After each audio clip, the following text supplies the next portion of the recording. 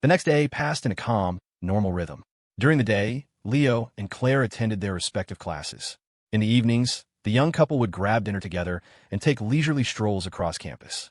Leo remained in frequent contact with David Chung via calls and texts, getting constant updates on Happy Nest daily metrics.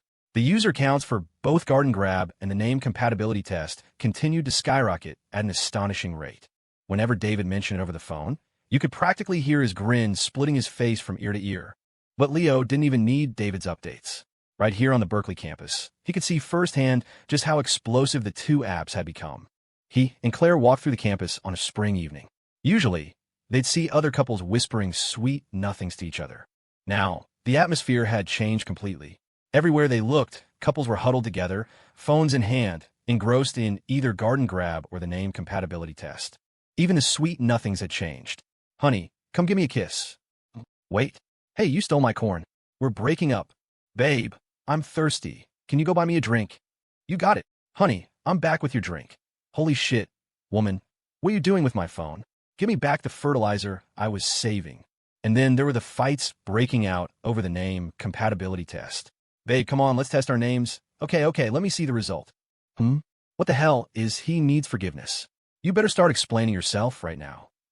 A small smile played on Claire's lips. Looks like everyone is.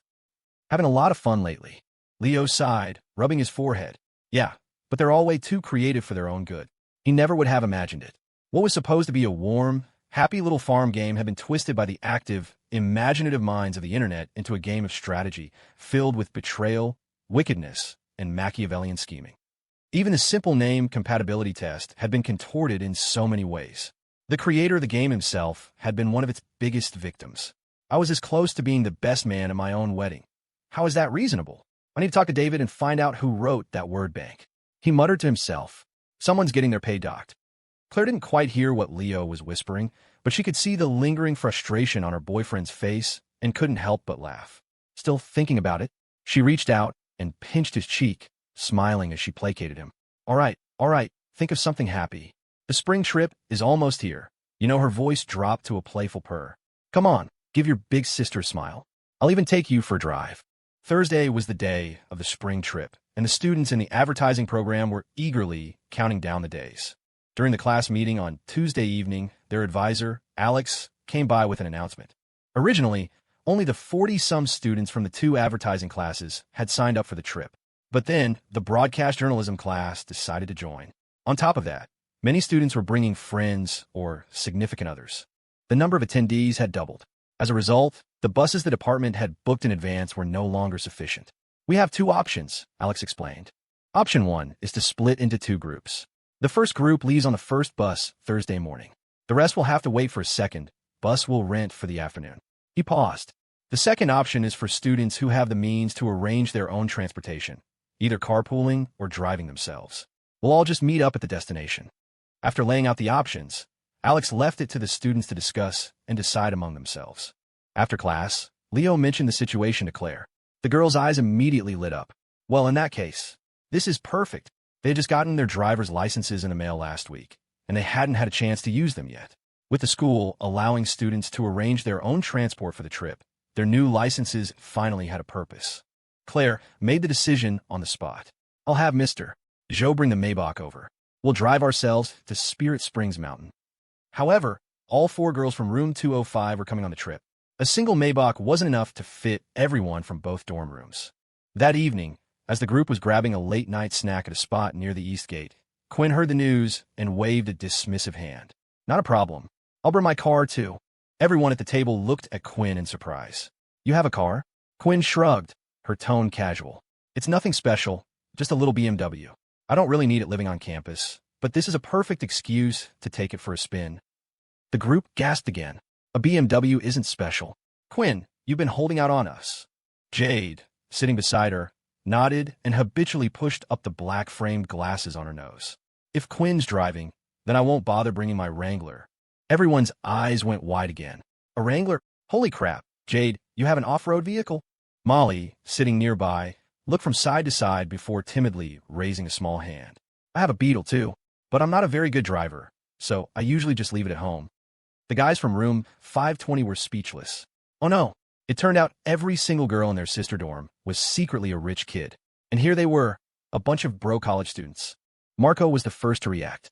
He shot to his feet, raising his glass and looking at the girls of room 205 with a deeply emotional expression. Sisters, from now on, if you need anything, just say the word. Your little brother will go through fire and water for you. It's my solemn duty. Leon was quick to follow. And me too. Dylan held up his whiteboard. +1. Claire turned to her boyfriend beside her and asked with a grin, "And you?" Leo smoothly took his girlfriend's hand, his expression perfectly composed.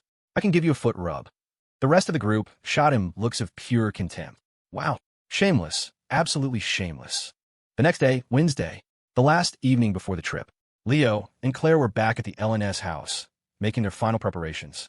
They had just finished repacking and checking their suitcases in the living room when they heard the roar of an engine outside. They opened the door and walked out into the front yard. Two beams of light cut through the night as the sleek, elegant lines of the black Maybach pulled into the driveway and came to a smooth stop. The little Maybach had made its triumphant return. "Maybach, upright arrow, go." Watching the retired Special Forces veteran get out of the driver's seat, Leo walked up and greeted him with a smile. "Thanks for making the trip, Mr. Joe." "Mr. Joe" waved a steady hand. "It was nothing, just my miserable fate." The memory of what he had witnessed at the cafe flashed through his mind, and the veteran's eyes twitched uncontrollably. Pulling himself together, he looked at Leo and asked in a casual tone, "By the way, that big brother you mentioned last time, have you been in touch with him recently?" Leo blinked, a little surprised, then shook his head honestly. "No, we only chat every now and then. He usually just messages me to complain about his daughter getting stolen by some punk, and I just offer a little advice." He looked at him curiously. "Why are you asking, Mr. Joe?" "Mr. Joe replied, "No reason, just curious." Leo didn't think much of it. He glanced over at Claire, who was inspecting the Maybach, then took a couple of steps closer to Mr. Joe and lowered his voice. "About what I told you last time, about covering for me with Claire's dad. I'd appreciate it if you could keep helping me out." Mr. Joe replied, "I'll do my best." As he said it, a storm of conflicting emotions washed over the former soldier. What kind of job had he gotten himself into? He felt like there was nothing worse in the world that could possibly happen to him. Just as that thought crossed his mind, the next second he saw the young Miss Sterling finish her inspection of the car, her gaze satisfied. She turned to look at her family's driver. "Thank you for your hard work, Mr. Joe. You should stay the night." She added, "Oh, and I just made some soup in the kitchen. You should come inside and try some." The soldier's eyes widened in sheer terror. "Oh no, there really is something worse." March 27th, Thursday. The late March morning was also the long-awaited departure day for their spring trip. At the LNS house, Leo and Claire woke up early. After washing up and eating breakfast, they took their suitcases and went out to the front yard. A thin morning mist hung in the air of the coastal villa community, carrying a hint of dampness. Dewdrops clung to the wildflowers on the lawn, trembling in the gentle breeze. Leo opened the Maybach's trunk and lifted the luggage inside. He then took the other bags from his girlfriend and neatly arranged them in the back. Claire leaned in with a smile and planted a kiss on her thoughtful boyfriend's lips. "Thank you, Mr. Wallace." Leo smiled and gently brushed a stray strand of hair from her forehead. Of course, anything to serve the wealthy. The young couple shared a sweet, affectionate moment in the early morning light. The Maybach watched with great interest. Human romance was so fascinating. It was shipping them so hard it might just die. The retired soldier, on the other hand, just wanted to die, specifically by slamming his head against the wall. Earlier, he had been helping his young miss carry her suitcase out of the house. He hadn't noticed that the latches weren't properly closed, and a pile of clothes had spilled out all over the floor. He had scrambled to pick everything up, but as he gathered the items, one pair of stockings, another pair of stockings, and yet another brand new, unopened pair of stockings. The veteran-turned-creative writer's eyes twitched as his mind began to compose another intelligence report. The spring air is chilly. The young Miss's legs are cold. She is dressing warmly. He managed to construct the report with his innate literary talent and top-tier survival instinct. The next second, he realized he was holding another article of clothing. He glanced at it instinctively. Why was there so little fabric on this one? He held it up and shook it out. Then he saw the garment in its full, unadulterated glory and froze solid on the spot. "Mr. Joe." His thoughts snapped back to the present. The young Miss Sterling was calling to him. "My suitcase." The veteran came to his senses and calmly handed the suitcase to his young miss. But as his eyes passed over the bag, he couldn't help but think of the garment he had picked up in the living room. The retired Special Forces veteran's eyes nearly shattered from the force of their trembling. How am I supposed to write about this? The young miss is frugal and saves money on fabric for her swimsuits. He now truly understood the suffering of authors. Is this a job for humans? Making up stories is so damn hard. Just as they finished loading all the luggage into the trunk, they heard the chirping of a bird. Leo and Claire turned toward the sound. They saw their familiar, chubby parrot flapping its wings and waddling over. Father, mother, father, mother. Leo swatted reasonable away with one hand. He saw Mr. Chien walking over leisurely in a pair of flip-flops, holding a thermos, and greeted him with a smile. Morning, Mr. Chien. Claire also smiled and nodded at their future #1 candidate for best man. Thanks for coming all this way, Mr. Chien. They had been in classes at school for the past 2 days, and with no one to look after the chubby parrot, Mr. Chien had taken him home for a few days. Mr. Chien waved a dismissive hand. It's nothing. Besides, I have to go into the city to collect rent this week. Otherwise, I could have watched him for you a little longer. Leo laughed. It's fine. We'll just consider this a chance for him to see the world. Originally, the couple had planned to leave reasonable with Mr. Chien during the trip. But as it happened, Mr. Chien was busy this week and couldn't look after him. On top of that, when the parrot heard that his master and mistress were going on a trip, he had thrown a fit, begging to be taken along. Considering the chubby parrot's diligent, power-leveling services on Garden Grab recently, Leo and Claire decided to bring him along. It was an official family outing. Reasonable was bursting with energy and excitement. He swooped down and landed steadily on the Maybach's hood ornament, flapping his wings and squawking with glee. Giddy up, giddy up, giddy up, let's go, let's go, let's go. With their luggage and their stupid bird packed, the couple was ready to set off. Before they got in the car, Mr. Chien came over and slipped them a business card.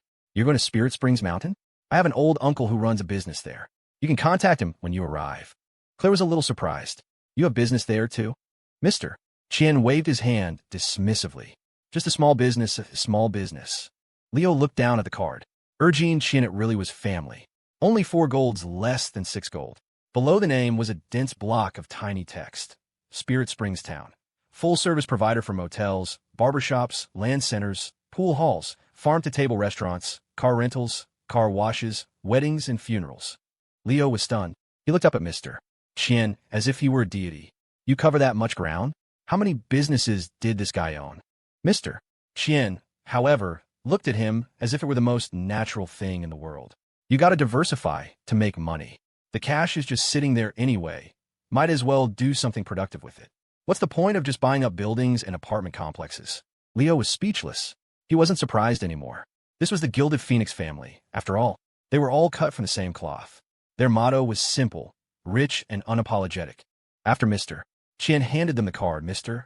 Zhou also came over, pulling Leo aside to give him a concerned warning. On this trip, you and the young miss. Be good. Be safe. He paused, feeling his words had a double meaning, and quickly corrected himself. I mean, be safe in the proper sense of the word. Leo smiled. Don't worry, Mr. Zhou. I'll take good care of Claire. Mr. Zhou nodded, then, remembering something else, added with heartfelt sincerity. Also, next time you chat with that big brother of yours, try not to give him so much advice. Stop helping him figure out how to deal with that punk. His tone was heavy with earnest pleading. Leo just looked at him, a question mark floating over his head. How did the topic suddenly shift to this? Mr. Zhou felt a little uncomfortable under Leo's gaze and tried to maintain his composure. It's nothing, I was just saying. But Mr. Chien nonchalantly interjected. Your Mr. Zhou is right. It's their family business. You shouldn't get involved. Just get along with your big brother. He said it with an air of righteous confidence. Mr. Zhou froze, staring at Mr. Chien in astonishment.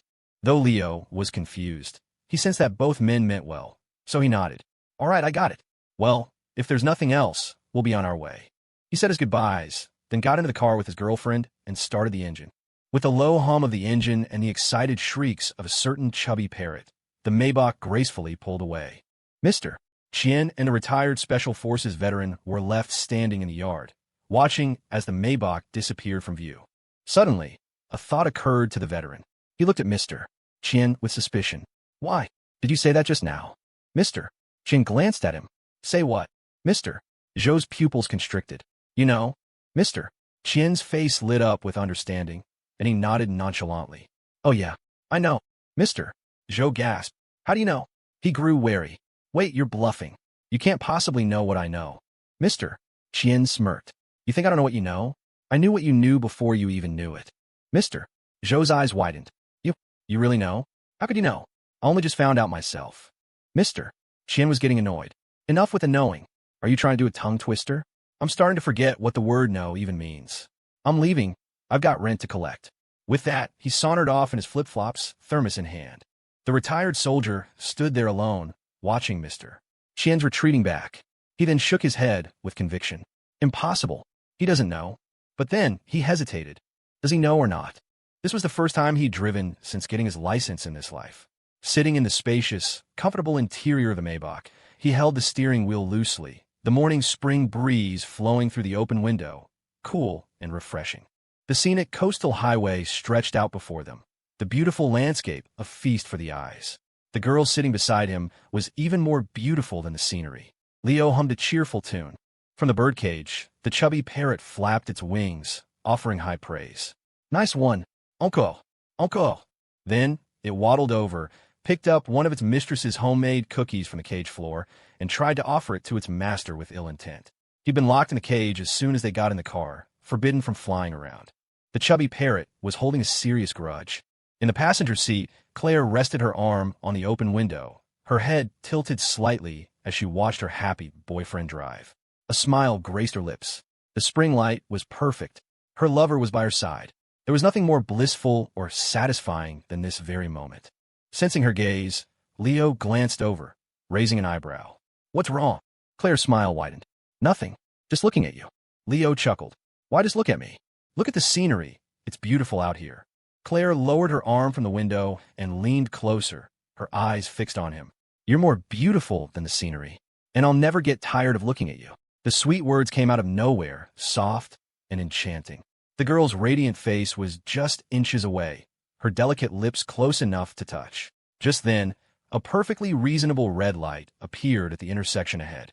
The Maybach stopped before the crosswalk. The moment he pressed the brake and turned his head, the girl had already sealed his lips with her own. 30 seconds passed in a flash. When the light turned green, the young couple had already pulled apart.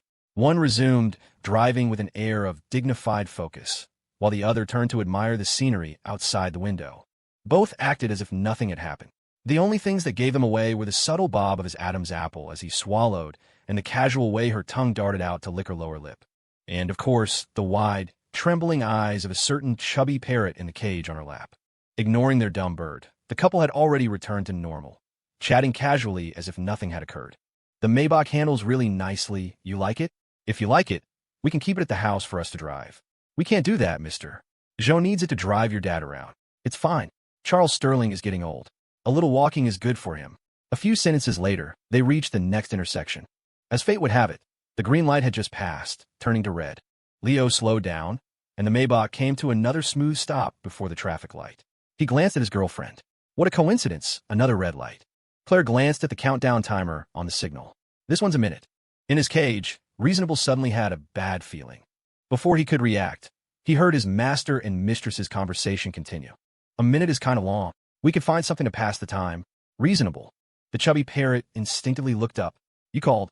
The next second, the bird watched in stunned silence as his master and mistress locked lips once again, right above his cage. It's a trap. This isn't the bus to kindergarten. Under the bright morning sun, the Maybach cruised steadily along the scenic coastal highway. The driver was perhaps a model citizen, a stickler for traffic laws. Every time he approached a red light, he never rushed to run it. If there were only a second or two left on the green, or if the yellow light was about to come on, he would always slow down and wait patiently. The all-black Maybach stopped at the intersection. The sunlight reflected off its elegant, understated finish. The tinted windows shielded the interior from prying eyes. Passing cars and pedestrians cast curious and admiring glances, but some were puzzled by the faint, strange, mournful cries of a parrot coming from inside the car. Let me out. Let me out of this car. The main group for the spring trip had left on a tour bus at 7:30 that morning. The friends from rooms 520 and 205 had agreed to meet at the east gate of the school at 8 o'clock sharp. They had agreed on 8:00. But thanks to a certain power couple's meticulous adherence to traffic regulations, they were a few minutes late. When the Maybach finally pulled up to the east gate, the rest of their friends were already waiting by the side of the road. Claire opened the passenger window. They saw a white BMW 320i parked nearby, and Quinn was walking briskly toward them with an excited look on her face. "Hey, what took you two so long? We were just waiting for you." Leo and Claire got out of the car. Claire, carrying the birdcage, stepped out of the passenger seat and explained casually, her expression unchanged. There were a lot of red lights on the way. "We got held up a bit." She had barely finished speaking when a weak, mournful cry came from the birdcage. "All yellow lights. All yellow lights." Quinn heard it and looked into the cage, puzzled. "Hey, what's wrong with Reasonable? Where'd he eat to get so stuffed?"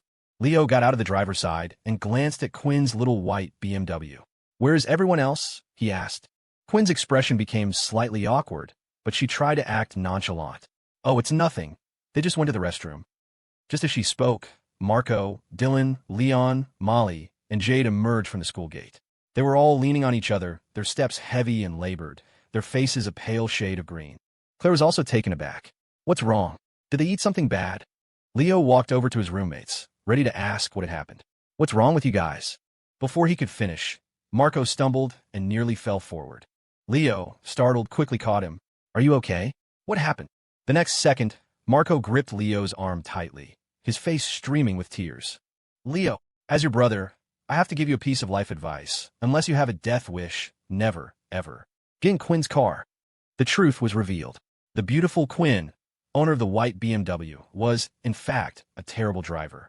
Before Leo and Claire had arrived, Quinn had pulled up in her 320i and enthusiastically invited her friends from both dorms to go for a ride. The whole group had piled in. As they got in, Marco was still laying on the compliments. "As expected of you, Quinn. Your car smells amazing. A beauty in her ride. A perfect match." It turned out to be less of a joyride and more of a hearse ride. Quinn drove the group around the block. Molly was scared out of her wits. Marco and Leon were clinging to each other and trembling, and Dylan was so terrified he almost started speaking again. Meanwhile, the beautiful driver herself remained blissfully unaware, eager to take them for another spin. Thankfully, Jade remained calm and objective enough to point out, "Quinn, if you don't let us out, Dylan is probably going to die in here." The moment they got out of the car, Dylan threw up. The others rushed to find a restroom. It took them a while to recover. Leo was stunned. He couldn't help but look at Quinn. Was it really that bad? Even Leon, looking weak, chimed in to agree. Quinn's driving skills are on the same level as Bertha Sue's cooking and Marco's artistic talent. The analogy was instantly understood. Leo sucked in a breath. Only the Queen of England is worthy of that ride. So that settled it. Even though Quinn had brought her car, there was no way she was going to be allowed to drive it. Her friends did their best to console her. "There'll be other chances. It's just that our mortal bodies can't appreciate your world-class driving skills. We should save it for someone who wants to die less. No, I mean for someone who truly needs it." Finally, a plan was made. The BMW 320i would be entrusted to Jade, who also had a license and was a steady, experienced driver. Dylan, Leon, and Molly would ride with her. The Maybach would still be driven by Leo, with Claire in the passenger seat. Marco and Quinn would join them in the back. Oh, and the bird. Claire opened the cage door, and Reasonable flapped his wings frantically, trying to escape. "I'm going over there. Over there." The moment the cage was open, the chubby parrot shot towards the BMW 320i without a moment's hesitation. He flew with such urgency, it was as if something filthy was chasing him. Marco couldn't help but laugh. Reasonable's not the sharpest tool in the shed, is he? Can't even tell the difference between a Maybach and a BMW. Perched on Molly's shoulder, Reasonable shot Marco a sideways glance, filled with the pity one reserves for the doomed. Foolish human. He laughs at me for not knowing cars. I laugh at him for not knowing the terror of third-wheeling. It's fine. He'll find out soon enough. Everyone was present and accounted for. The groups were set. They all got into their respective cars and officially set off. As soon as Quinn and Marco settled into the back seat of the Maybach, they couldn't stop looking around and exclaiming in awe. "Whoa, this is a Maybach, all right. The space. The interior. This is way better than my crappy little BMW. Hey, my legs actually fit back here without being cramped at all," Quinn said, delighted to see the ample legroom. She excitedly nudged Marco beside her. "See? Isn't it great?" Marco turned to look, and his eyes immediately fixated, unable to move. Yeah, they're really long." Quinn realized what he was looking at and stomped on his foot. I meant the legroom, not my legs. In the front seats, Leo and Claire exchanged a smile in the rearview mirror. These two were a couple of clowns. It was going to be an entertaining ride. Just then, they saw the white BMW 320i pass them. The back window rolled down, and Molly stuck her head out, waving cheerfully. We're going on ahead. You guys better keep up. Don't fall too far behind. Quinn's competitive spirit was instantly ignited. Are you going to take that? Leo, hurry up and pass them. Or let me drive. I'm super fast. She was getting restless again. Marco, sitting next to her, was nearly scared to death. He quickly grabbed the speed demon and held her down. Leo, don't listen to her. You drive, nice and slow. We're not in a hurry. Safety first, safety first. Spirit Springs Mountain was located over 100 miles west of the city, at the foot of which lay Spirit Springs town. From Berkeley, it was about a 150-mile drive. But most of the route was on the highway, so it was a straight shot. It would probably take 3 or 4 hours. The BMW 320i and the Maybach drove one after the other. Even though they were in separate cars, the friends from the two dorms were having a blast. It was all thanks to Happy Nest's newest features, Garden Grab and the name compatibility test, which had become the most popular forms of entertainment among Berkeley students. The friends in both cars were currently on their phones, furiously stealing each other's crops. When they succeeded, they'd call the other car to gloat. Ha ha, your reflexes are too slow, sis. The victims, meanwhile, were fuming. Just you wait until we get to the rest stop. I'll deal with you then. Marco was also having a great time stealing crops, reaping one bountiful harvest after another. His grin stretched from ear to ear. Ha ha, I love watching those slowpokes in the car ahead get their crops stolen and not be able to do anything about it. But his joy was short-lived. He casually clicked on another friend's farm and successfully stole their crops. Whoa, whose farm is this? Such a high level. They're already growing eggplants? Ha ha ha, score. The next second, a cold voice came from beside him. It's mine. Marco turned his head. He saw the beautiful Quinn staring at him, her eyes beginning to glint with murderous intent. He swallowed hard. Quinn, wait, let me explain. Hey, don't come any closer. If you come any closer, I'll scream. Leo. Bertha Sue. Help me. There was no escape in the enclosed space. The back of the Maybach shook slightly, and faint, pained cries could be heard. A moment later, Quinn stretched her arms and fingers, looking completely refreshed. Much better. Beside her, as if ravaged by a storm, Marco cowered in the corner, trembling. I only stole an eggplant. Was that really necessary? The two clowns in the back provided plenty of entertainment for Leo and Claire in the front. But fun and games aside, Claire turned her head and casually reminded her roommate in the back, Quinn, you should check on the accommodations near Spirit Springs town. With so many people on this trip, the advisors might not have been able to arrange enough for everyone. Leo chimed in with a smile. If it comes to it, we can always contact Mr. Chin's relative. That should be easy enough. The influence of the Gilded Phoenix family continues to grow. Knowing one Mr. Chin feels like you can conquer the world. Quinn patted her chest confidently. Don't worry, I've already researched it. Not just lodging, but all the attractions, food, and drinks. I've got it all written down in my little notebook. Marco beside her perked up. Me too, I took notes. Quinn was surprised. You took notes?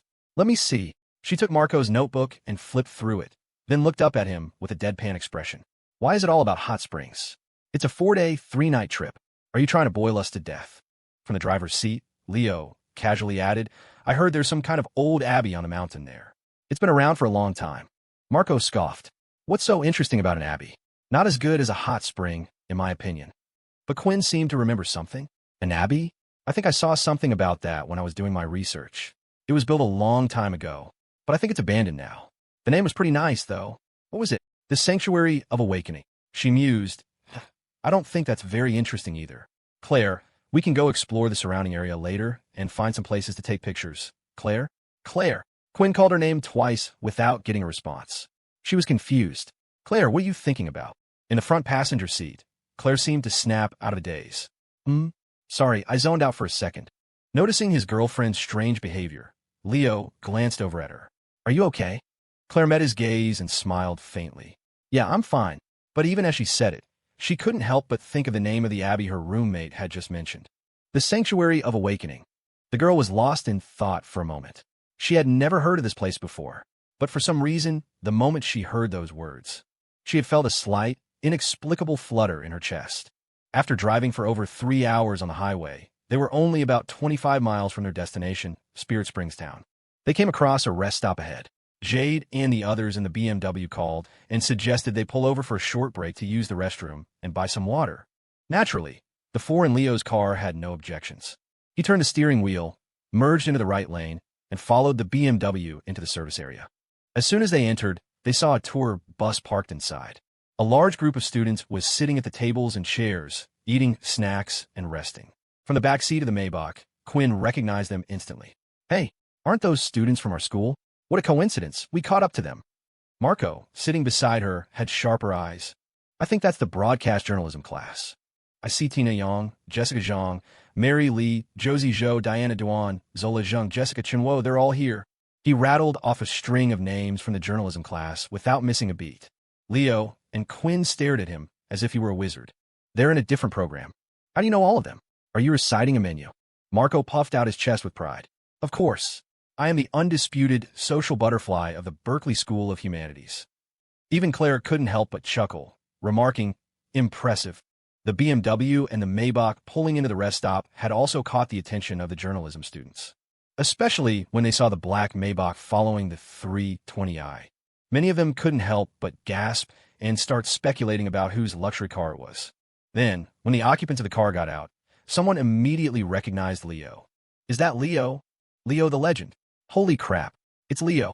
By now, Leo was quite famous throughout the School of Humanities.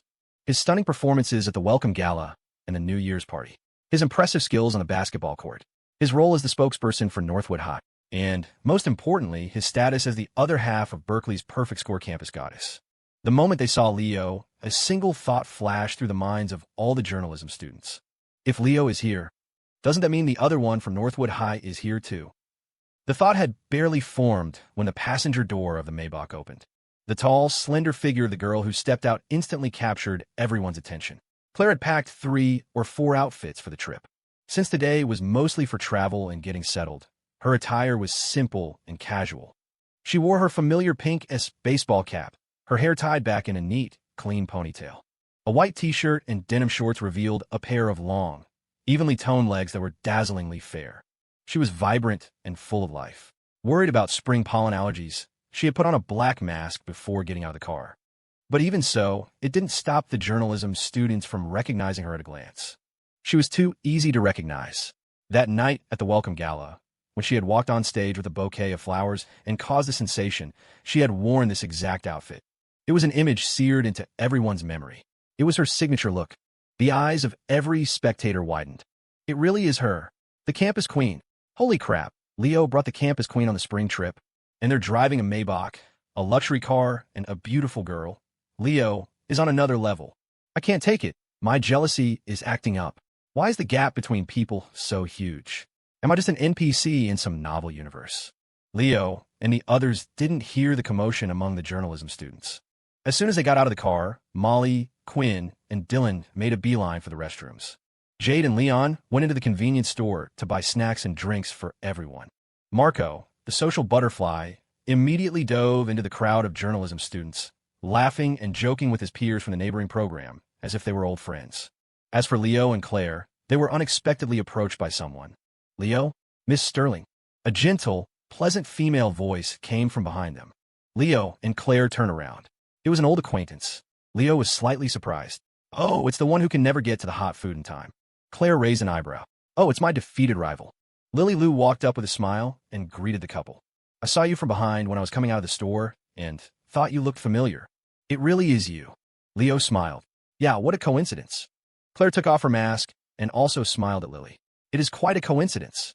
The graded girl of the humanities department, now that she had let go of her competitive spirit, seemed much more relaxed and natural when chatting with Leo and Claire. After some small talk, Lily explained that their bus had run into a minor issue on the road, which had caused a delay. The other bus, carrying the advertising class, had already arrived in Spirit Springs town. She glanced at the Maybach, then turned back to Leo and Claire, smiling. "Not like you two, driving yourselves. It's so much more convenient. If I'd known, I would have gotten my license sooner. Then I wouldn't have to be stuck on a slow bus with everyone else." Leo understood. That made sense. With Lily's family background, if it weren't for the lack of a license, getting a car would have been easy. He then asked casually, "Did no one from your class drive? They could have given you a ride." It was just an offhand question, But Lily paused for a moment before recovering, shaking her head as if it were nothing. Forget it. It's better to avoid trouble. The bus is fine. Saves me the hassle. She then looked at Leo and Claire and added with a smile, I heard from the people who already arrived that Spirit Springs town is beautiful. Once you get settled, you two should drive around and take some pictures. Leo and Claire thanked her for the kind suggestion. After a few more minutes of chatting, Claire needed to use the restroom. She patted her boyfriend's hand and said with a smile, You two keep talking, then turned and left. Watching Claire walk away, Lily turned to Leo with a smile. Leaving you alone with me. Won't Miss Sterling get jealous? It wasn't a passive-aggressive jab this time, just a friendly joke. Leo was successfully amused by her humor. Of course not. How could you possibly be a threat to her? Lily's smile froze. Suddenly, the teasing wasn't fun anymore. The it girl looked at the dense, straightforward guy in front of her with a mournful expression. Could you at least try to be a little more tactful when you're telling the truth? She was the it girl of the humanities department, after all. She had a reputation to maintain. Leo and the it girl chatted for a little while longer. Suddenly, Lily remembered something and looked up at him. By the way, that game you recommended to me, Garden Grab. It's actually really fun. Thanks. Leo smiled and waved his hand. Don't mention it. I should be thanking you. The trend of stealing crops had spread like wildfire across Berkeley, and a good deal of the credit for that belonged to Lily Lou. As the it girl of the humanities department, her influence was substantial. When she played a game, she naturally attracted a large following of admirers and suitors, all hoping to get a chance to interact with their goddess. Lily laughed. Why would you thank me? You recommended the game to me. It's not like you made it. Then a thought occurred to her, and her face fell into a frown. The only bad thing about this game is that so many people keep stealing my crops. I can't stop them. It was true. The it girl's influence was powerful. The day the news broke that she was playing Garden Grab, her friends' list was flooded with requests. A horde of fans and suitors then began to stake out her farm, hoping to leave a deep impression. The result was that her crops were harvested the moment they ripened. Nothing was left. Leo nodded with a righteous expression. Those people are terrible. Lily shot him a look, mercilessly exposing him. There's a player with the ID Leo Hammer, who steals quite a bit, too. Caught red-handed. Leo remained perfectly composed. Oh, is that so? I didn't notice. I just steal whatever's available. Don't worry, it's not personal. That was the absolute truth. Whenever he logged onto the farm, he would just steal from whoever's crops were ripe. It wasn't just Lily. Annie Cakes and Clueless Zhao were also victims. Lily was curious. Do you steal from Miss Sterling too? Leo nodded without hesitation. Of course. Lily's gossip-loving soul began to burn brightly. And when you steal her crops, does she hold a grudge? Leo thought for a moment, then nodded, touching his neck with a hint of lingering fear. She definitely hold a grudge. Last time I stole one of her strawberries, she insisted on planting one back on me. Lily was stunned, her expression one of confusion. She planted a strawberry on you? How is that holding a grudge? Suddenly, it dawned on her, and her face froze.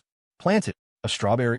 Leo nodded, and, seeing her confusion, kindly explained, it means leaving a mark when you kiss someone on the neck or somewhere else. Lily interrupted him. Please stop. I know what planting a strawberry means.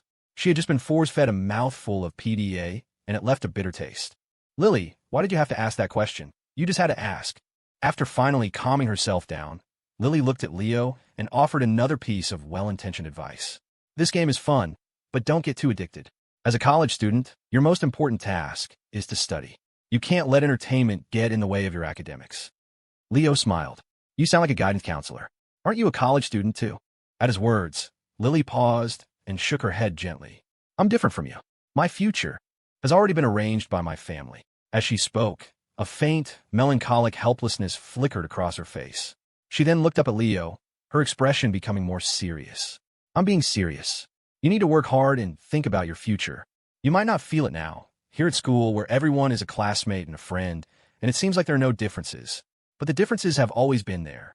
Once you leave the ivory tower and enter the real world, family background, status, income, and connections, the gaps between people will become more and more apparent. Leo, you're an outstanding person, and you and Miss Sterling are a great match. But that's because you're still on campus. Once you enter society, the gap between you and her will inevitably widen. With Miss Sterling's family background and her own qualities, there will be even more incredibly successful admirers and suitors who will appear in the future. At that point, even if she still likes you, will you really have the confidence to maintain this relationship? A fleeting affection can support a sweet, innocent campus romance. But only two people who are equals, who are evenly matched, can walk side by side and stay together for the long haul. That's the reality. Perhaps it was her own personal experiences that had moved her to say all this to Leo. When she snapped out of it, she looked embarrassed. "I'm sorry, what I said was a bit harsh. I didn't mean anything by it." But Leo just smiled and waved his hand. "It's fine, I know." He could hear the good intentions in the girl's words. In fact, everything she had said was true. And it was precisely for these reasons that he had shed his initial lazy, laid-back attitude from his rebirth and started working on projects like Happy Nest and the Battle Through the Heavens browser game. It wasn't to prove anything to anyone else. It was because, as a boyfriend, it was his duty to have the ability and the confidence to shelter his love from the storm. He pulled his thoughts back to the present and smiled at Lily, nodding. "I'll remember your advice. I'll work hard." He paused, then smiled again. "But my girlfriend, no one can take her from me." His tone was casual and composed, but beneath the calm, there was an unshakable strength. Looking at the relaxed young man before her, Lily felt a slight stir in her heart. She admired him, but she also sighed inwardly. She had been drawn to his carefree spirit before, but she felt that he hadn't truly understood her warning. Besides, even if he did work hard, could the harsh realities of the gap between people really be closed by hard work alone? After all, how many miracles of rising from poverty to prominence really happened in this world? At that thought, Lily suddenly remembered the recently emerged Happy Nest, the new internet company that her successful businessman father and his friends in the business world talked about with such excitement and awe. They called it a once-in-a-million dark horse in the tide of the domestic internet boom. An exception like that was practically unheard of. The odds were even lower than winning the lottery. For an ordinary student like Leo to one day achieve such astounding success like Happy Nest was an incredibly difficult, almost impossible task. She sighed inwardly, but she still managed to smile, about to offer a few words of encouragement. But just then, a male voice called out from behind them. "Lily." Leo turned to see a young man walking out of the Rest Stop's convenience store, carrying a large bag of snacks and drinks. He approached Lily with a beaming smile. "Did I keep you waiting? Here, I bought you some food and drinks. You must be starving after that long bus ride. Have something to eat. Once we get to that crappy little town, I'll take you out for a proper meal." Leo took a closer look at the guy. Average looking. His attractiveness is maybe 0. 5 Kevins, or 0. 6 Marcos at best. But there was an undeniable arrogance on his face. His brand new designer clothes and sneakers were loud and flashy, a perfect match for his over-the-top way of speaking. Upon seeing him, however, Lily's brow furrowed slightly. Her expression turned cold. "No, thank you. I'm not hungry." The young man just laughed, unconcerned. "Don't be polite with me. With our family's connection, it's my duty to take care of you." His words made Lily's frown deepen. "Preston, I've told you, we're just regular classmates. I'd appreciate it if you'd stop bringing up our family's relationship all the time." His name was Preston Zhu. Her words made his expression sour for a moment, but he quickly plastered on an eager smile. Okay, whatever you say, by the way, for the rest of the trip, you should ride with me. This stupid bus is so dirty and crowded. It hurts me to see you on it." Leo, watching from the side, was amazed. Wow, this guy is a total simp. But why does he seem so familiar? Images from his high school days flashed through his mind. His expression changed instantly. He remembered, when he was being played by Sarah Lynn, he had acted a bit like this himself. The embarrassing memories of his past came flooding back. Leo couldn't help but cover his face in shame. It was too humiliating. Whatever. It's all Sarah Lynn's fault. To hell with Sarah Lynn. Meanwhile, Preston's fawning wasn't winning him any points with Lily. She looked at him, her tone cold and dismissive. "Who said the bus is crappy? I think it's great. It's fun to sit with my classmates. I can't handle your big Mercedes. You can ride in it by yourself." She then turned back to Leo, a smile returning to her face. "I should get back on the bus. We'll meet up in town. If there's a chance, I'll come find you guys." Leo nodded readily. "Sound good." Lily smiled at Leo one last time, then ignored Preston and walked straight toward the bus. Lily. Preston called after her a couple of times. When he saw her walk away without a backward glance, the smile vanished from his face, replaced by a dark, ugly expression. He angrily threw the bag of snacks on the ground and spat on the pavement, watching her retreating figure.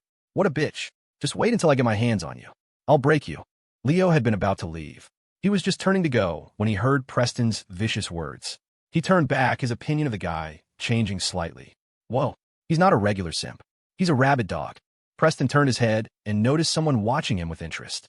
He didn't seem to recognize Leo. Startled, he snapped, "What are you looking at? Haven't you ever seen a handsome guy before?" The question threw Leo for a loop. He couldn't help but stare at Preston. "Dude, I think you might have a slight misunderstanding about your own appearance." Preston was stunned for a second. Then his face contorted in anger.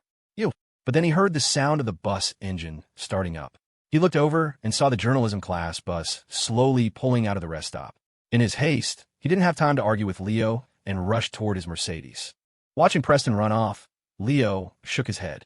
This guy wasn't very bright. His intentions were dirty, but he didn't seem to have much of a brain. A stereotypical, one-dimensional villain like him wouldn't last 3 chapters in a novel. Just as he was thinking this, Claire returned from the restroom. She walked up to her boyfriend and looked around, not seeing Lily. She left. Leo nodded. "Yeah, just now." He bent down and picked up the large bag of snacks and drinks the one-dimensional villain had thrown on the ground. He looked through it. Everything was freshly bought and unopened, and handed it to his girlfriend. "Want anything? Take your pick." Claire was taken aback, a question mark appearing over her head. Where did this come from? Leo thought for a moment, then explained, "A gift from a kind soul. The guy named Zhu might have been a jerk, but the snacks and drinks were innocent. They shouldn't go to waste." When the rest of their friends returned, they all got back into their cars and continued on their way. The BMW 320i and the Maybach were back on the road. After getting off the highway, they drove for another half hour and finally arrived at Spirit Springs Town around 1 in the afternoon. They drove to the small town square where the main group was supposed to meet. As soon as they arrived, they saw a massive crowd of students dragging suitcases and carrying backpacks, all milling about in a chaotic, noisy scene. At the front of the crowd were the faculty advisors in charge of the trip. They were all running around, clearly overwhelmed. Ms. Sullivan, the beautiful advisor from the other class, was trying to direct the chaos with a megaphone. "All new arrivals, please line up over here. Class presidents and reps, please take account of your people and luggage. Get everyone registered. Everyone, please stop running around. There will be plenty of free time this afternoon. Just get registered first. Everyone shut up and get in line to register." Finally losing her patience, Ms. Sullivan snapped. The beautiful advisor had spoken. The noisy square fell silent in an instant. The students, who had been a chaotic mess just a second before, were now as docile as lambs, obediently lining up. The friends from rooms 205 and 520 were all stunned. They looked at the beautiful advisor with a newfound respect. "Whoa, Ms. Sullivan is hardcore. Did she major in acting or something?" Even Claire was impressed. She looked at the domineering advisor with a hint of admiration. "She's got talent. Sterling Holdings could use someone like her in the future." Soon, Leo and his friends reached their own advisor, Alex, to register. Alex counted them off one by one, making notes in his ledger. Leo Wallace, Marco Shaw, Leon Dillon. Room 520, all 4 present. "Did you bring any plus ones?" He looked up. He saw the 4 beautiful young women standing behind the 4 young men from his class. Alex sucked in a breath, completely shocked. "Holy, your +1 lineup is this stacked? The entire dorm is off the market? Is there really something special about the number 520? No wonder every class that's ever lived in room 111 on the first floor has been full of singles." As Alex was lost in thought, Quinn casually slung an arm around Marco's neck. "You got it wrong, sir. We're just like brother and sister." Jade looked at Dylan beside her, thought for a moment, then turned to Alex and explained, "We have a doctor-patient relationship. An eager psychology researcher and her mute patient." "Alex, question mark." After they finished registering, their advisor, Alex, explained the situation. "The farmhouse and that the department booked in advance doesn't have that many rooms, and they aren't big enough to fit everyone. If you all want to stay together, the only option tonight is to split up by gender and sleep in large, shared rooms. Or," he continued, "you can try to find another inn in town. The class fund will cover a portion of the cost per person, and you can pay the difference yourselves." The friend from both dorm rooms discussed it among themselves. They all agreed that since they were on a spring trip, they shouldn't skimp on accommodations. You should always travel well, even if you're on a budget. They decided to find a better place to stay. Spirit Springs Town was a tourist town, after all, so there were plenty of inns and motels. The group decided to split up and inquire at various places, then regroup once they found a suitable spot for everyone. With a plan in place, they temporarily went their separate ways. Walking down the main street of the small town, Leo and Claire checked out a few places. The prices weren't the issue. The problem was either a lack of available rooms or that the conditions weren't ideal. It wasn't just Claire who was unsatisfied. Leo wasn't happy either. "We have to find a place with its own hot spring," The kind where we can bathe together and do things. He muttered to himself. Claire, beside him, turned and raised an eyebrow. He snapped back to reality, his tone instantly shifting to one of righteous indignation. Oh, no. I mean, since we're here, we should find a nice place. I can't let my girlfriend stay somewhere subpar. Spirit Springs Town lived up to its name. The hot springs from the mountain were piped down to the town below, and many hotels and inns featured rooms with private springs, which was a major draw. But this was a busy season for tourists, and many of the better hot spring hotels were already booked. The couple continued their search, and soon found 2 more hotels at the next intersection. Claire made a decision. I'll take the one on the left, you take the one on the right. Let's split up and ask. Leo readily agreed. Sound good. Temporarily parting ways with his girlfriend, Leo walked up to the hotel on the right side of the street. The hotel was an impressive 3-storefront wide wooden structure, exuding an air of traditional elegance. Strangely, 2 stone lions stood guard at the entrance, creating a bizarrely mismatched yet undeniably wealthy vibe. He looked up at the sign. The wooden plaque was old and faded, with some of the characters peeled off. He could just make out the words "one." All in. As he stepped inside, he saw a customer already at the front desk, asking the owner about prices and availability. Hey boss, what are your rates? You got any empty rooms? The voice sounded vaguely familiar. Leo looked closer. It was indeed someone he knew. Preston Zhu. Leo recognized him instantly. It was the overconfident guy from the highway rest stop who had a skewed perception of his own attractiveness. Preston was at the counter, nodding with satisfaction after getting the information he wanted. Then, he lowered his voice. I'm bringing someone over later. When I do, I want you to tell us you only have 1 room left, you hear me? Behind the counter, the hotel owner, wearing a white tank top, was lounging lazily in a reclining chair, seemingly engrossed in a men's magazine. Hearing Preston's instructions, the owner didn't even look up. I have 20 rooms left. Preston was annoyed. I don't care how many rooms you have. I'm telling you to say you only have 1 left when I bring my guest. The owner repeated, 20 rooms. Preston was getting angry. I said 1 room, so it's 1 room. I have money. He pulled a wad of cash from his pocket and slammed it on the counter. The owner in the recliner finally put down his magazine, revealing a rugged, round face in his 40s with thick eyebrows. He glanced at the cash on the counter with a look of disdain. Broke ass. Then he picked his magazine back up. And that 1 room is a twin. No water, no electricity, no hot spring. Take it or leave it. Leo was stunned. Why did this feel so familiar? He felt like he had seen this somewhere before. Preston was furious. But there was nothing he could do. He snatched his money back and stormed out. He wasn't paying attention and bumped right into Leo. Preston looked up and saw Leo. He was stunned for a moment, then grew even more enraged. You again? Get out of my way. He shoved Leo aside and stormed out. Leo wasn't angry. He just squatted down and started diligently picking up money. When they had bumped into each other, the wad of cash that Preston had carelessly stuffed in his pocket had spilled all over the floor. Rich people really are different. They're so generous with their apologies. Just then, Claire returned from the hotel across the street. She walked in to see her boyfriend on the floor, picking up money. A question mark appeared over her head. Did you drop your money? Leo gathered up all the bills and cheerfully handed them to his girlfriend. Nope. Another gift from a kind soul. The couple walked up to the front desk. The owner was still comfortably reclined, flipping through his magazine. Seeing this, Claire was also taken aback. She turned to Leo. This seems familiar. Leo spoke to the owner. Excuse me, do you have any rooms available? The owner heard his question and casually lifted his head, glancing at the young couple. Just one glance. His eyes lit up. He put down his magazine. Yes. He rummaged around behind the counter and quickly slapped a key card down. Just 1 room left. King-size bed, with water, electricity, a private hot spring, and amenities. Leo, question mark. Claire. The sales pitch was so familiar. Seeing the couple's stunned expressions, the hotel owner seemed to guess something. Oh, you toured his classmates? That's fine. We have a special platonic friend suite. He expertly pulled out a poster from under the counter and, without batting an eye, showed it to them. That pretty much confirmed it.